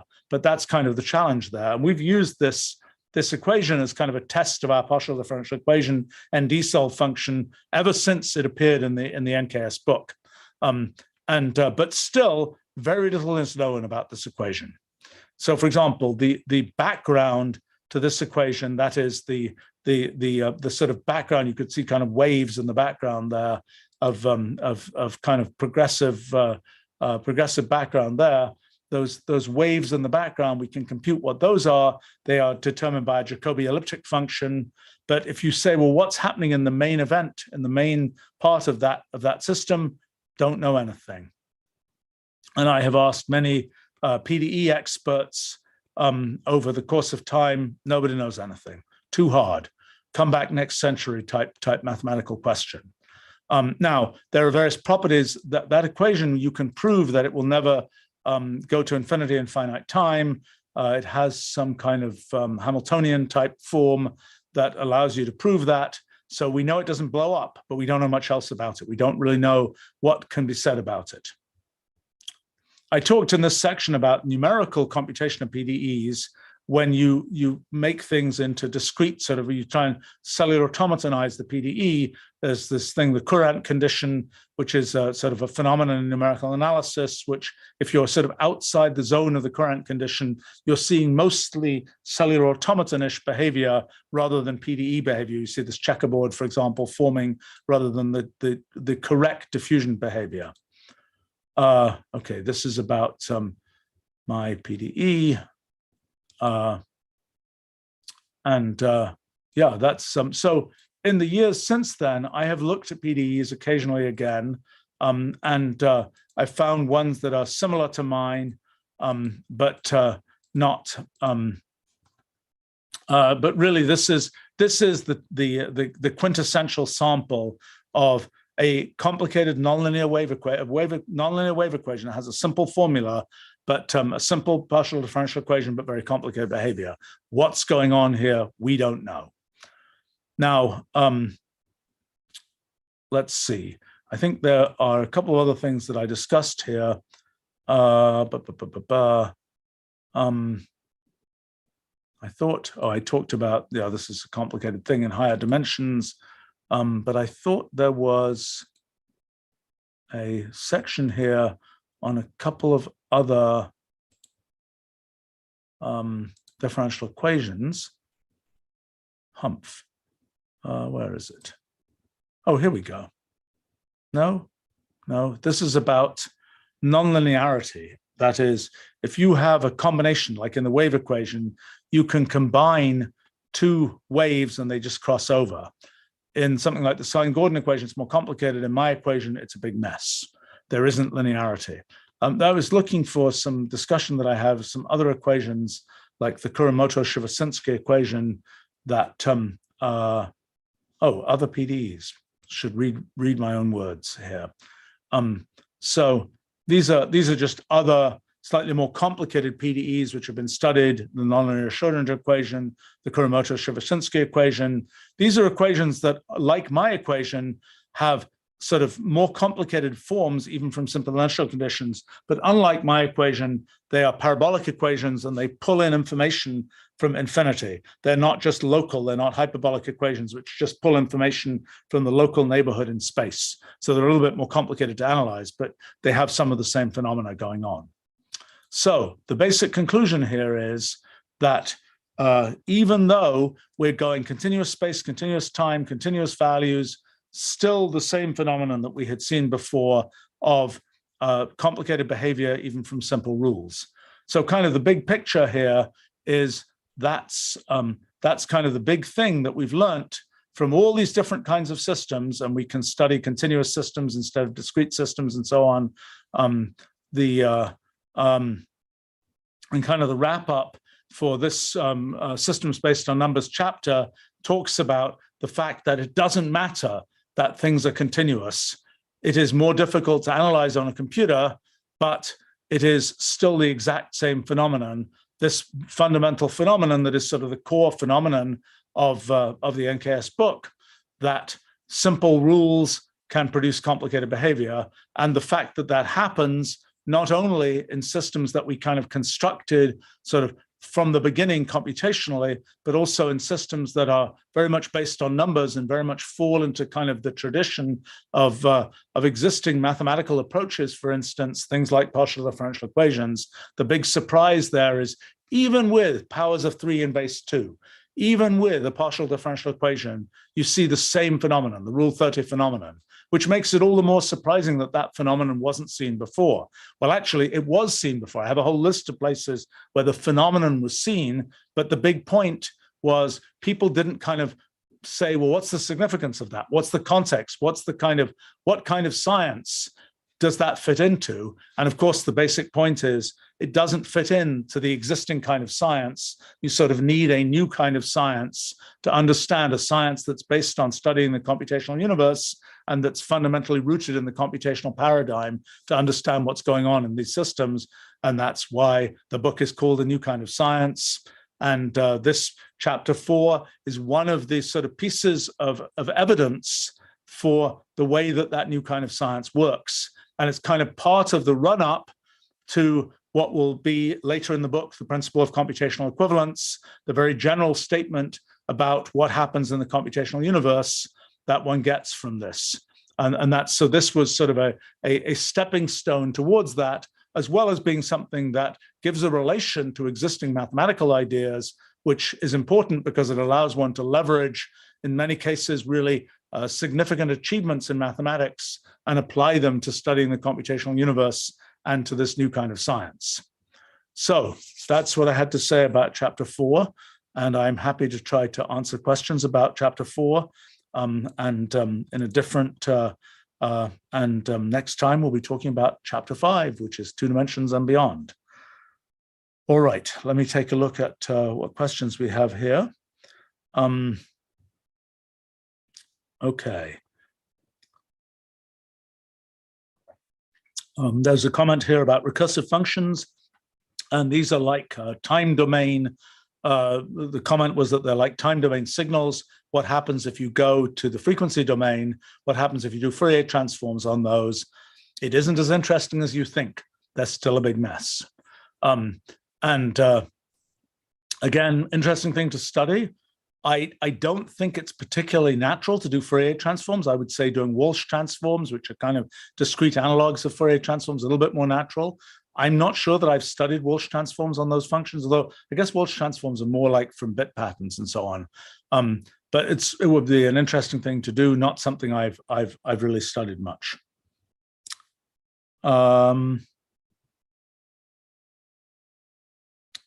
Okay, there's a comment from James here about oscillations. I think I talked about sine functions probably a little bit after that question was asked.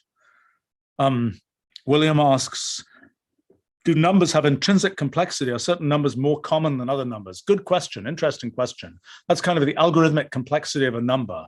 You can kind of say, we got this number. We've got like you type into the web. Last time I did this experiment, pretty much every 10-digit number you type in to the web, you can find it on a web page. By the time you're at 12-digit numbers, most of them you can't find.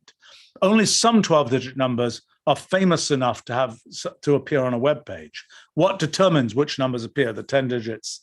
There's a lot of phone numbers and things there, but that's by the time you're at 12, 13, 14 digits, what are the famous 13, 14 digit numbers?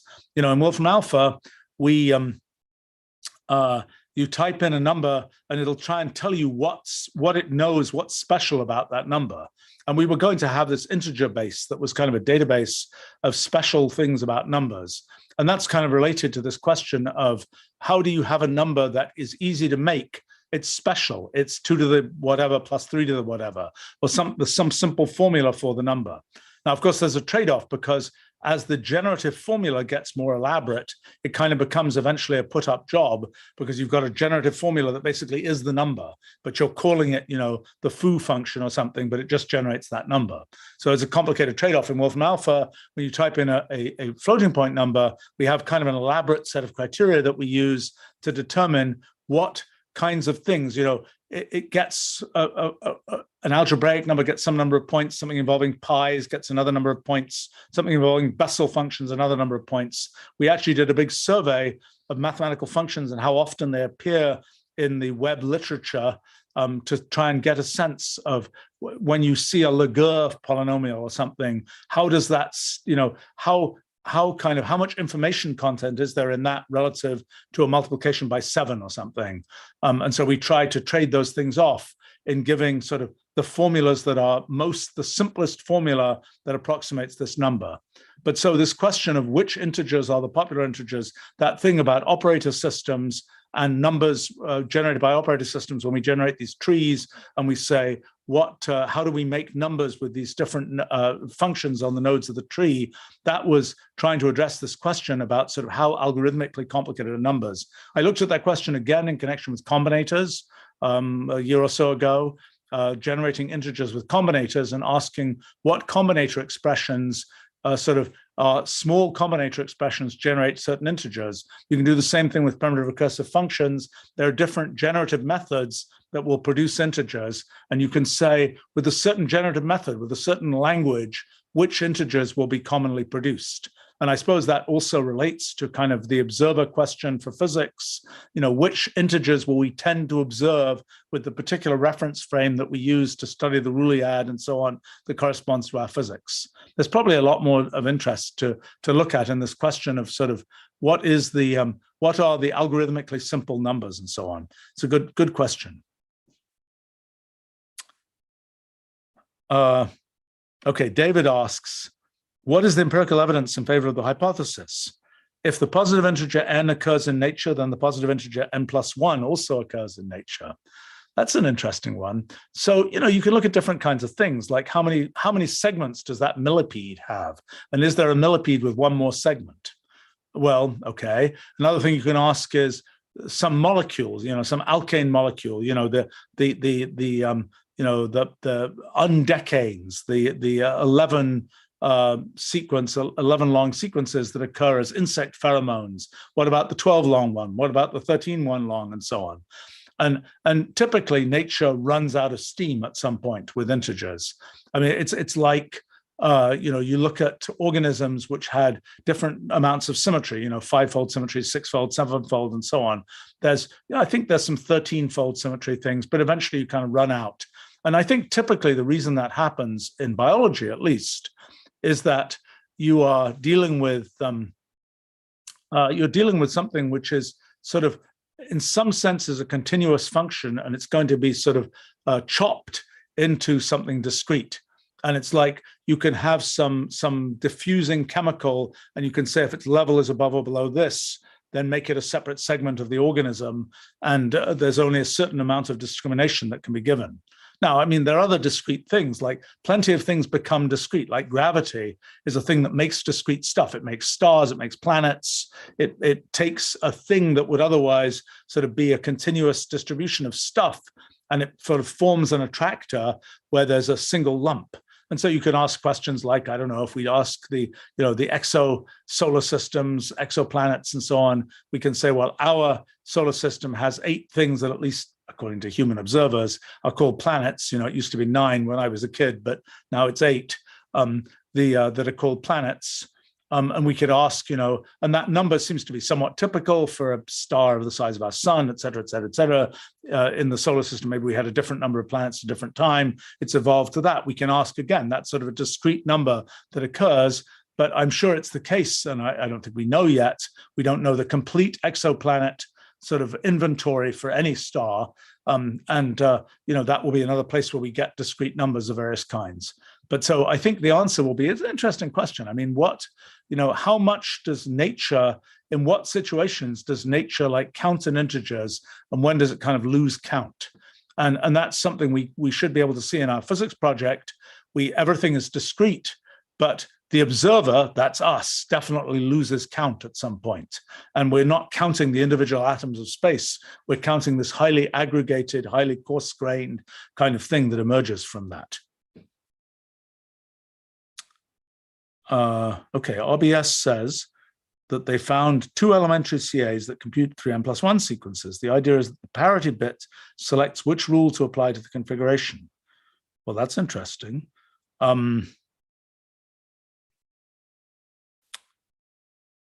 Well, let's see. I mean, it depends which elementary CAs it is, and whether they're ones where we can already do analysis of those rules. If yes, then that gives you kind of a leg up on doing analysis of the 3n+1 problem. I would think about things like finite size regions and looking at kind of the modular 3n+1 problem, see how that works out. Those would be an example of something I would consider doing, so that you get kind of a complete sort of state transition graph of that. I think also, I mean, if they're more complicated, cellular automata, like if there's a rule 30 in there, then that's a very interesting connection, but sort of all bets are off in terms of using that to solve the 3n+1 problem. But that sounds like an interesting thing. That should turn into some paper for our complex systems journal, or perhaps some entry for our forthcoming Rulliological Society's publications. Sounds like a cool thing. William asks, do the digits of pi necessarily exist? Could pi have any other value? Wow. the question is, well, what is pi? Pi is the ratio of the circumference to diameter of a circle. One question is, could we imagine a world in which there isn't a definite value for pi? Could we imagine a world where when we draw a circle of some one size, we get one value, when we draw it of another size, we get another value? Well, the answer is yes. In fact, in a sense, when we draw a circle in space and the space is curved, we're sort of getting a different value for pi in some sense, although that's not how we think about that. But if we imagine that that circle is not a perfect sort of formally defined circle, it's a circle that is actually drawn in space, then we end up having sort of a different question of what we mean by pi. Now, similarly, if we want to actualize the circle as something drawn in terms of the underlying network, the atoms of space and so on, again, we'll have a different kind of story. Then we will get, as we draw a circle in the sort of fundamental stuff of space, we'll end up with a circle which is an approximation to pi. And, is it the case that that approximation, what will make that pi always converge? So another way to think about that is, if we think about sort of constructing things axiomatically, we say, we have these axioms to represent real numbers, and we're going to build up the notion of a circle, and then we're going to build up pi from that. What will we get? Will we get something which is always, so that axiomatic structure may be different depending on how we define real numbers and things like this. That's an interesting thought. Whether we would be able to prove things, so that another question is, if we start trying to use that axiomatic, if we want to prove things about pi, we want to prove infinite things about pi, we're going to need an axiomatic setup. We're going to need something that can talk axiomatically about pi, rather than, we can't just say, well, we've got a circle. We've got to say we've got these axioms, and to prove something about the infiniteth digit of pi, we've got to do that axiomatically. So then the question is, could it be the case that two axiomatic systems that talk about pi come to different conclusions about some infinite fact about pi? That's an interesting question. I don't know. I think that what is most likely to happen is that if we define a question about pi, it could be the case that one of those axiom systems can reach that question and give an answer, and the other axiom system is just flapping around, like Gödel's theorem says the Peano axioms have to do for questions about like certain Diophantine equations and so on, and it can't answer the question. There might be some, in some sense, intrinsically, when we imagine what a circle is, and we say, and we define it in words and so on, there should be an answer to the question. But when we actually try and axiomatize the circle, then maybe maybe that's not something that we can kind of reach from the from these actual underlying axioms. So that's an interesting possibility. I've not thought about that before. What could there be questions about, like the occurrence of certain digit patterns in pi, where are there an infinite number of times when certain digit patterns occur in pi?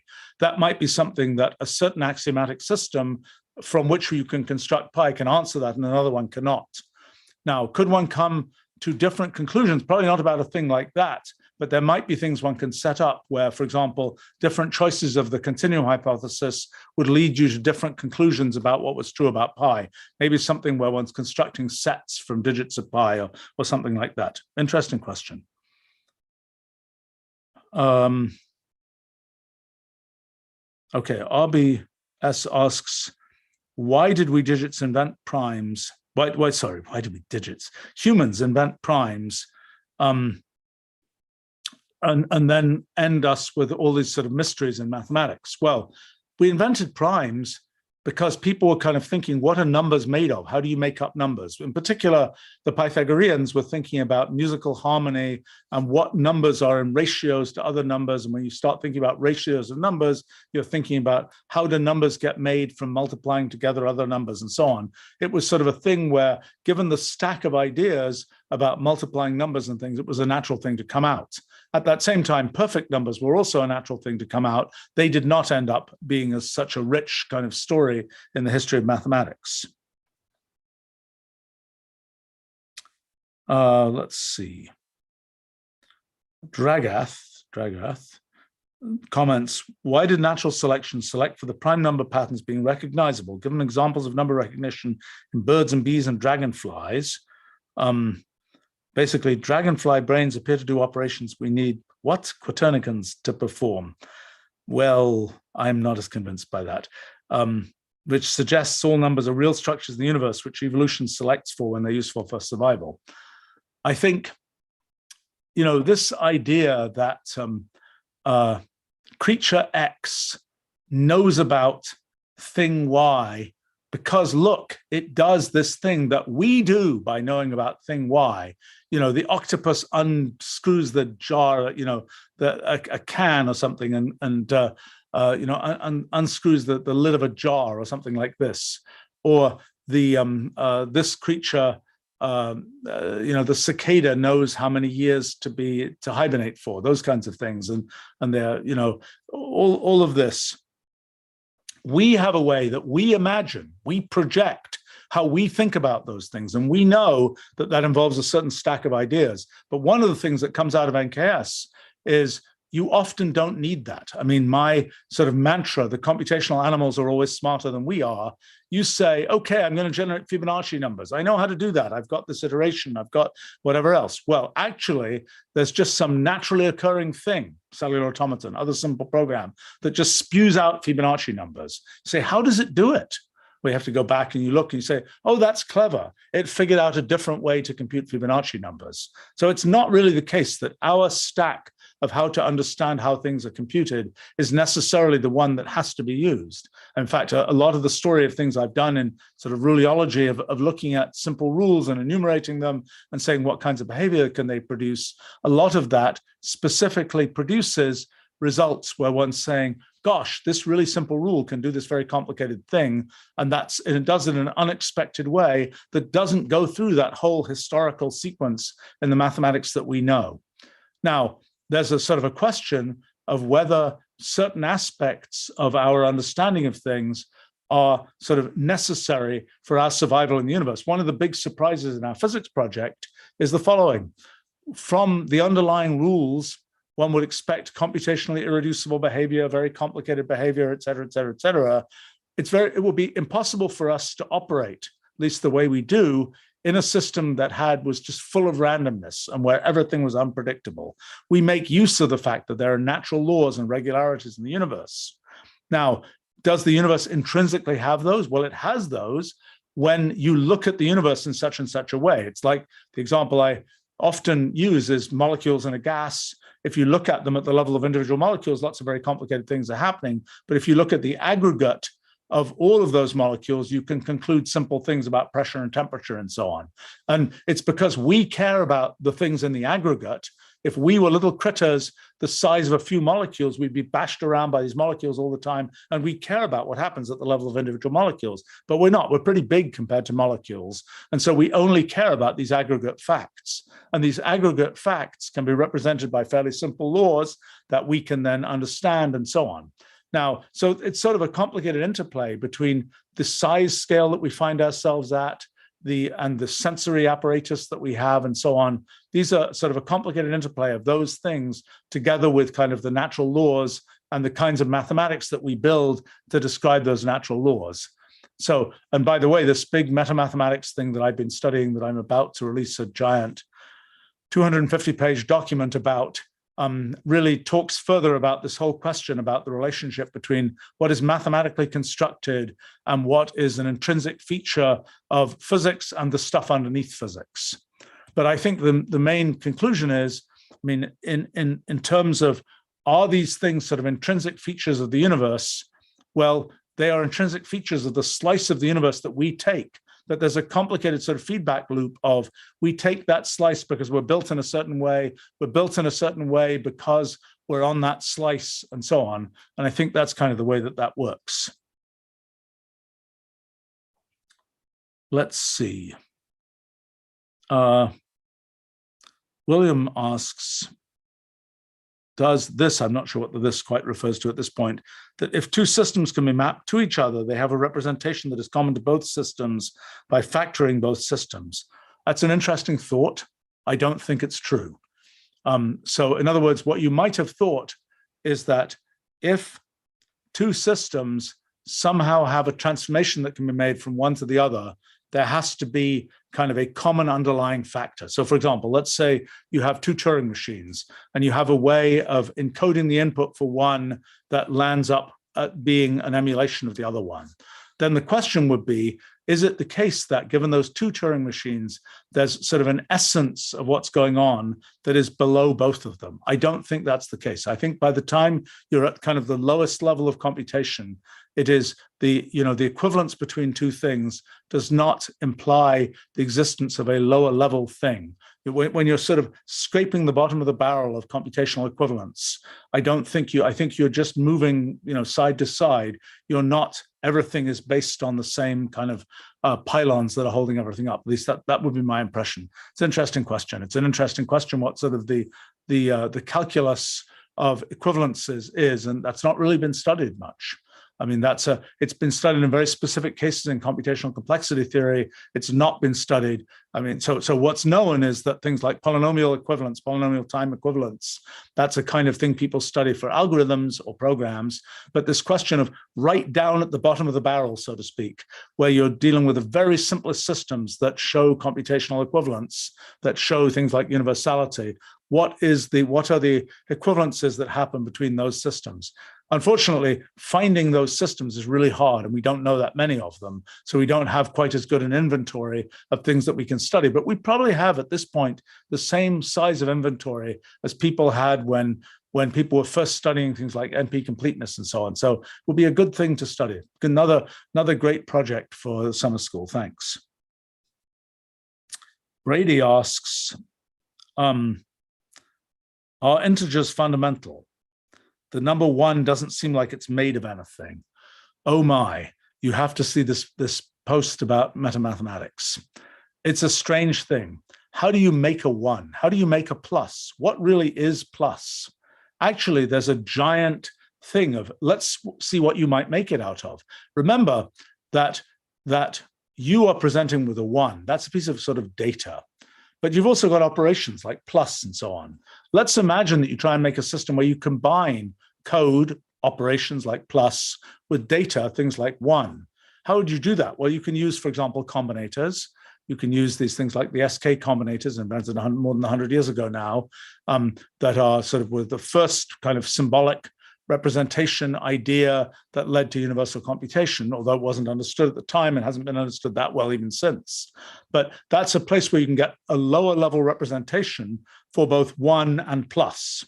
And you kind of need a common representation for those two things. You can say, well, my 1 is very simple, but my plus is really complicated. You kind of want a common representation for both of those. As soon as you have that, 1 is no longer such a simple concept. And it's something that has to be built from lower level elements, just as the plus is built from the same lower level elements. And there are actually some examples of that in this metamathematics thing that I just wrote.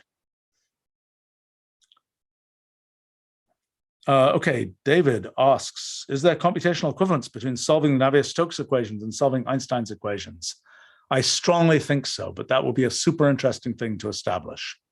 So the issue is, what is the computational sophistication of the Einstein equations for gravity, for the structure of space-time, the Navier-Stokes equations for fluid flow? Well, we don't know, but we're getting increasing evidence as we see more and more complicated things happening with both of those kinds of equations, that they are capable of universal computation. Now, in fact, the simplest example of something like that is that PDE of mine, that's sort of the simplest that I know of, at least, and probably the simplest pretty much imaginable PDE that shows complicated behavior. So a good question would be, is there any chance of showing universal computation in that system? That's a super good question, and really one that should be explored. And it's probably a lot easier than to do that question than the Navier-Stokes equations or the Einstein equations, partly because both the Navier-Stokes equations and the Einstein equations have issues of existence and uniqueness. That is, when you have an equation, so normally when you just have a program, you just say, just run it and see what it does. There's no question of, well, could it just blow up and not do anything? No, you run it and see what it does. It might stop, and then there's nothing more to say about what happens next, but it's just going to run and do its thing. An equation doesn't work that way. An equation is a constraint. It says, this thing at this time is related to this one at this time. Now find me a solution. So it's not obvious that any solution will exist. It could be the case that you define that equation, it's all a wonderful equation, but there's no solution to that equation, or at least no solution with certain boundary conditions or whatever else. So then, I mean, that's one kind of thing. The other kind of thing is well, uniqueness. Given does the equation and the boundary conditions, the initial conditions, whatever, uniquely define a solution, or are there several solutions? And then there's the question, for example, for the Navier-Stokes equations, is there sort of a, okay, to what extent is it in, actually the Einstein equations, let's talk about that first. The Einstein equations, they are these nice continuous equations that say how the curvature of space-time varies with the presence of mass and other pieces of curvature in space-time. But the problem is they involve derivatives. And if the curvature varies infinitely fast, the derivative is going to be infinity. And the equation will sort of blow itself up. And what we know is that in the Einstein equations, that actually happens. There are space-time singularities. There are ones even, they're not even necessarily shielded by event horizons. The equation kind of describes the fact that the equation doesn't work. The equation is saying, yes, this is an equation that you're giving for a physical system, but there will be, the equation itself implies the existence of infinities, at which points the equation no longer applies. And so that means that the Einstein equations are kind of explaining that there are pieces where it doesn't work. And so that's something that one has to deal with. That's something where it matters that the equations are sort of continuous equations because they have these places where they no longer sort of operate. The Navier-Stokes equations, we don't know if that's the case or not. The big question there is, for example, in fluid turbulence, does it matter that the fluid is made of molecules underneath? Are you seeing in fluid turbulence some amplification of a bunch of things with molecules, or are you just seeing something more like digits of pi or something like that, where the equations themselves intrinsically generate the randomness? I think it's the second thing. People have often thought it was the first thing, but I don't think that it is. But so now the question is, within these equations, can you somehow set things up with a sort of a fluidic computer, for example, where you say, a couple of different cases, a fluidic computer where you're having this fluid and it's moving in just this way, and there's some turbulence that's produced, and then the answer, and then it computes the answer 42 or whatever. It's a computer where you can program it by setting up its initial velocity distribution any way you want, and then it will give an answer. For gravity, same question. The most obvious, not very low-hanging, but fruit there is the three-body problem. Given three bodies, even points that are attracted to each other with mutual gravity, you can ask, can you arrange those points so that they have precise velocity and positions, initial ones, so that when they do their dance and interact, they can be computing any function?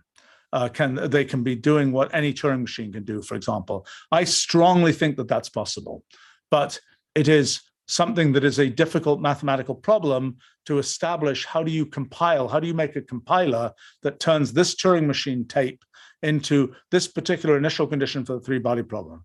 That's kind of a junior case probably to the case of general relativity, although it might be easier to show universality in the case of general relativity.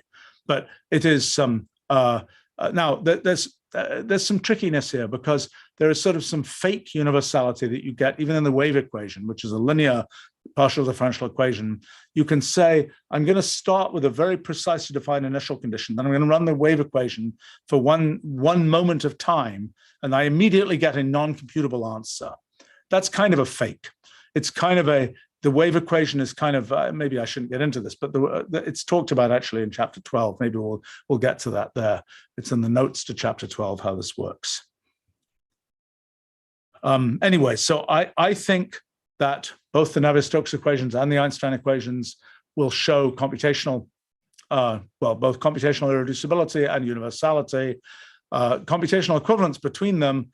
That's actually, okay, so, I found the simple cellular automaton back in the mid-80s that reproduces the Navier-Stokes equations, at least in certain approximation, certain limit. And we now know that our physics project reproduces the Einstein equations similarly in certain limit. So it is a very interesting question whether we could actually show a direct computational equivalence between the underlying I bet one could. I bet one could. I bet that would work. So in other words, that we know, good idea, that from the underlying representation of the cellular automaton, which in the limit of infinite size should reproduce Navier-Stokes equations, was equivalent down at the cellular automaton level to this hypergraph rewriting system, which in the limit of infinite size reproduces the Einstein equations. I bet we could show that equivalence. I bet we could show those things are equivalent in these discrete underlying kind of machine code for these systems. But then we have the mathematically difficult problem of proving that the limit of each of those systems corresponds to those partial differential equations. That's a super hard problem. People were trying to do that for kind of atomic molecular dynamics going to fluid mechanics. That's been a problem that's been around for 150 years or so. It's really hard. And it's really, it's sort of beyond, I think, the existing epoch of mathematics, because I think the real origin of it is that there's computational irreducibility, and the effect of computational irreducibility is to have the level of randomness necessary to basically be able to establish that result.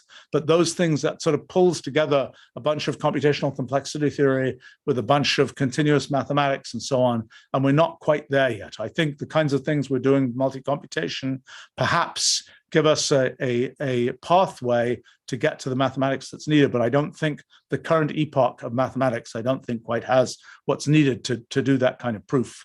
But I think that's that's kind of the direction that would have to go.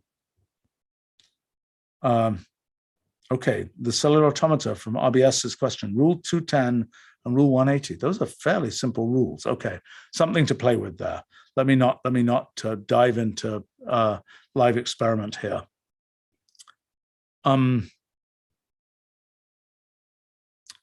Okay, Technic asks about the Champernowne number, 0.12345. Actually, it's even in Wolfram language now, Champernowne of n is there. Why doesn't the Champernowne number conform to Benford's law? Well, look, Benford's law is a thing that says when you grind up numbers and you make them in a certain way, the chances are that their leading digits will be distributed so that the logarithms are equidistributed.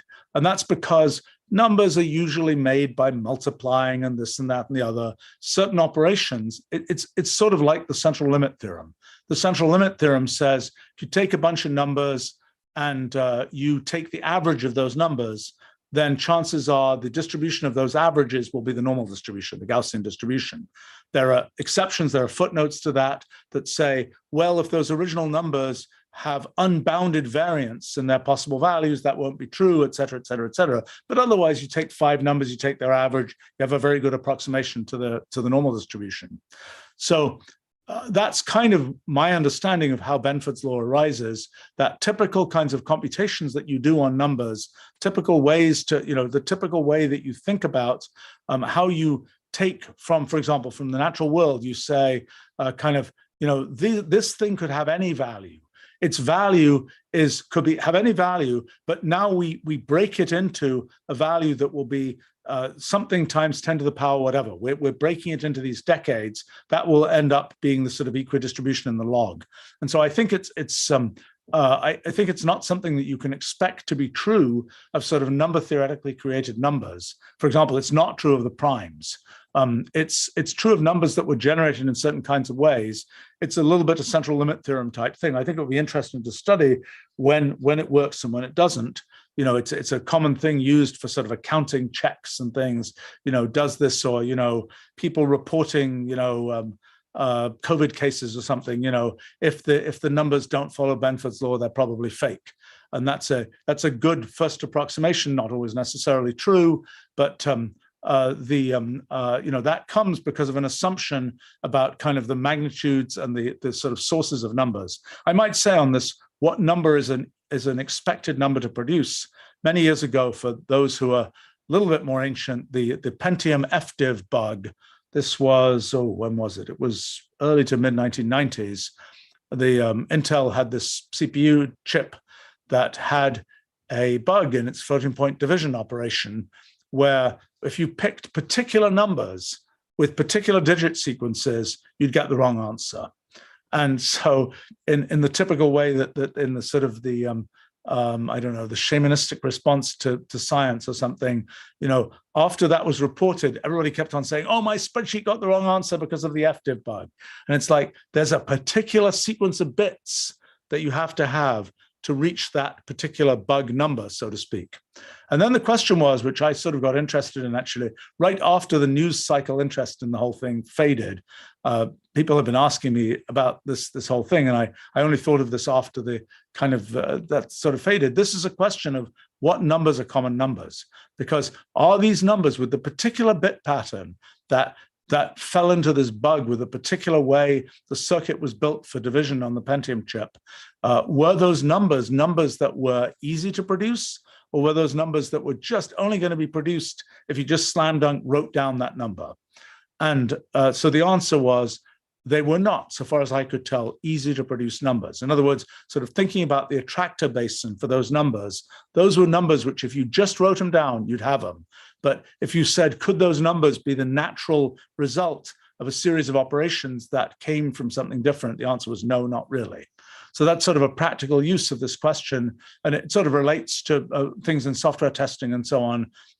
What numbers are the numbers that you would commonly produce versus numbers that are sort of special cooked up numbers and so on? Also relates to these questions about, is that a real number? Is that a fake number that you just made up, so to speak? DV asks, could I speak a little bit more about slice of the zeta function being an approximation to any function? I think that's due to a chap called Voronin, and it's a result that says that if you look not at the critical line, but you look at the zeta function for in the complex plane, but at a different value in the complex plane, you're looking at is it a different real part and you look as a function of the imaginary part? I think so. Then what will be the case? So the ordinary zeta function on the critical line, it wiggles up and down in a complicated way. You can represent those wiggles in terms of some Fourier series type thing. Alan Turing famously had made up this way of using a series of cogs to sort of approximate the zeta function by using that sort of Fourier expansion. You've got this thing that wiggles according to this Fourier series, more or less.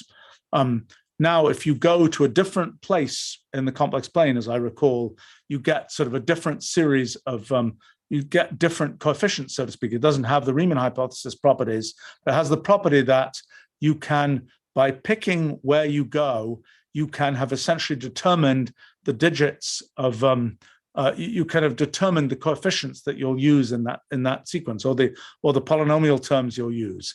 And I think the idea is that by picking that position, it's kind of a funny thing because it's a repackaging of the real number. You're saying you've got one real number and it's determining this whole series of real numbers that are going to be the coefficients in your polynomial or your Fourier series. And actually there were a whole bunch of Hilbert problems had to do with this kind of notion of repackaging things. When can a function of one variable represent a function of multiple variables when you kind of combine things together and so on. So that's what I remember. There's a note in the NKS book about this stuff.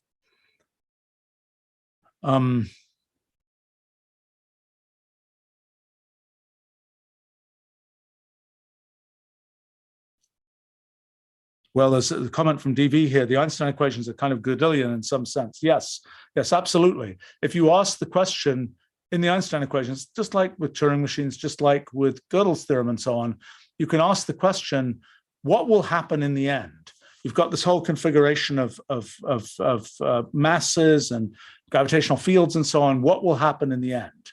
Well, one way you can find that is you run it, you kind of let the thing evolve, you see what happens. But if you say what happens in the end, even after an infinite time, will it ever be the case that the black hole swallows the whatever it is? You might have to go arbitrarily long to answer that.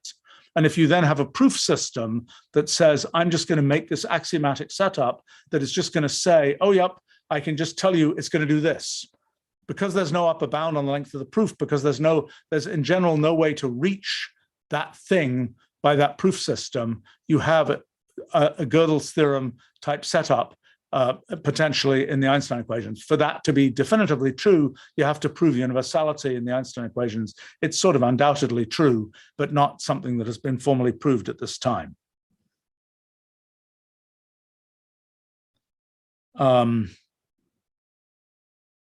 Let's see, comment here about Navier-Stokes equations from Dragath, about inhomogeneous and anisotropic cosmology.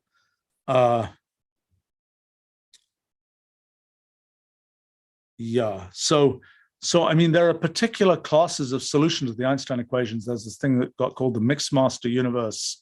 There are these things where you have these different expansion rates in different directions in the early universe and so on.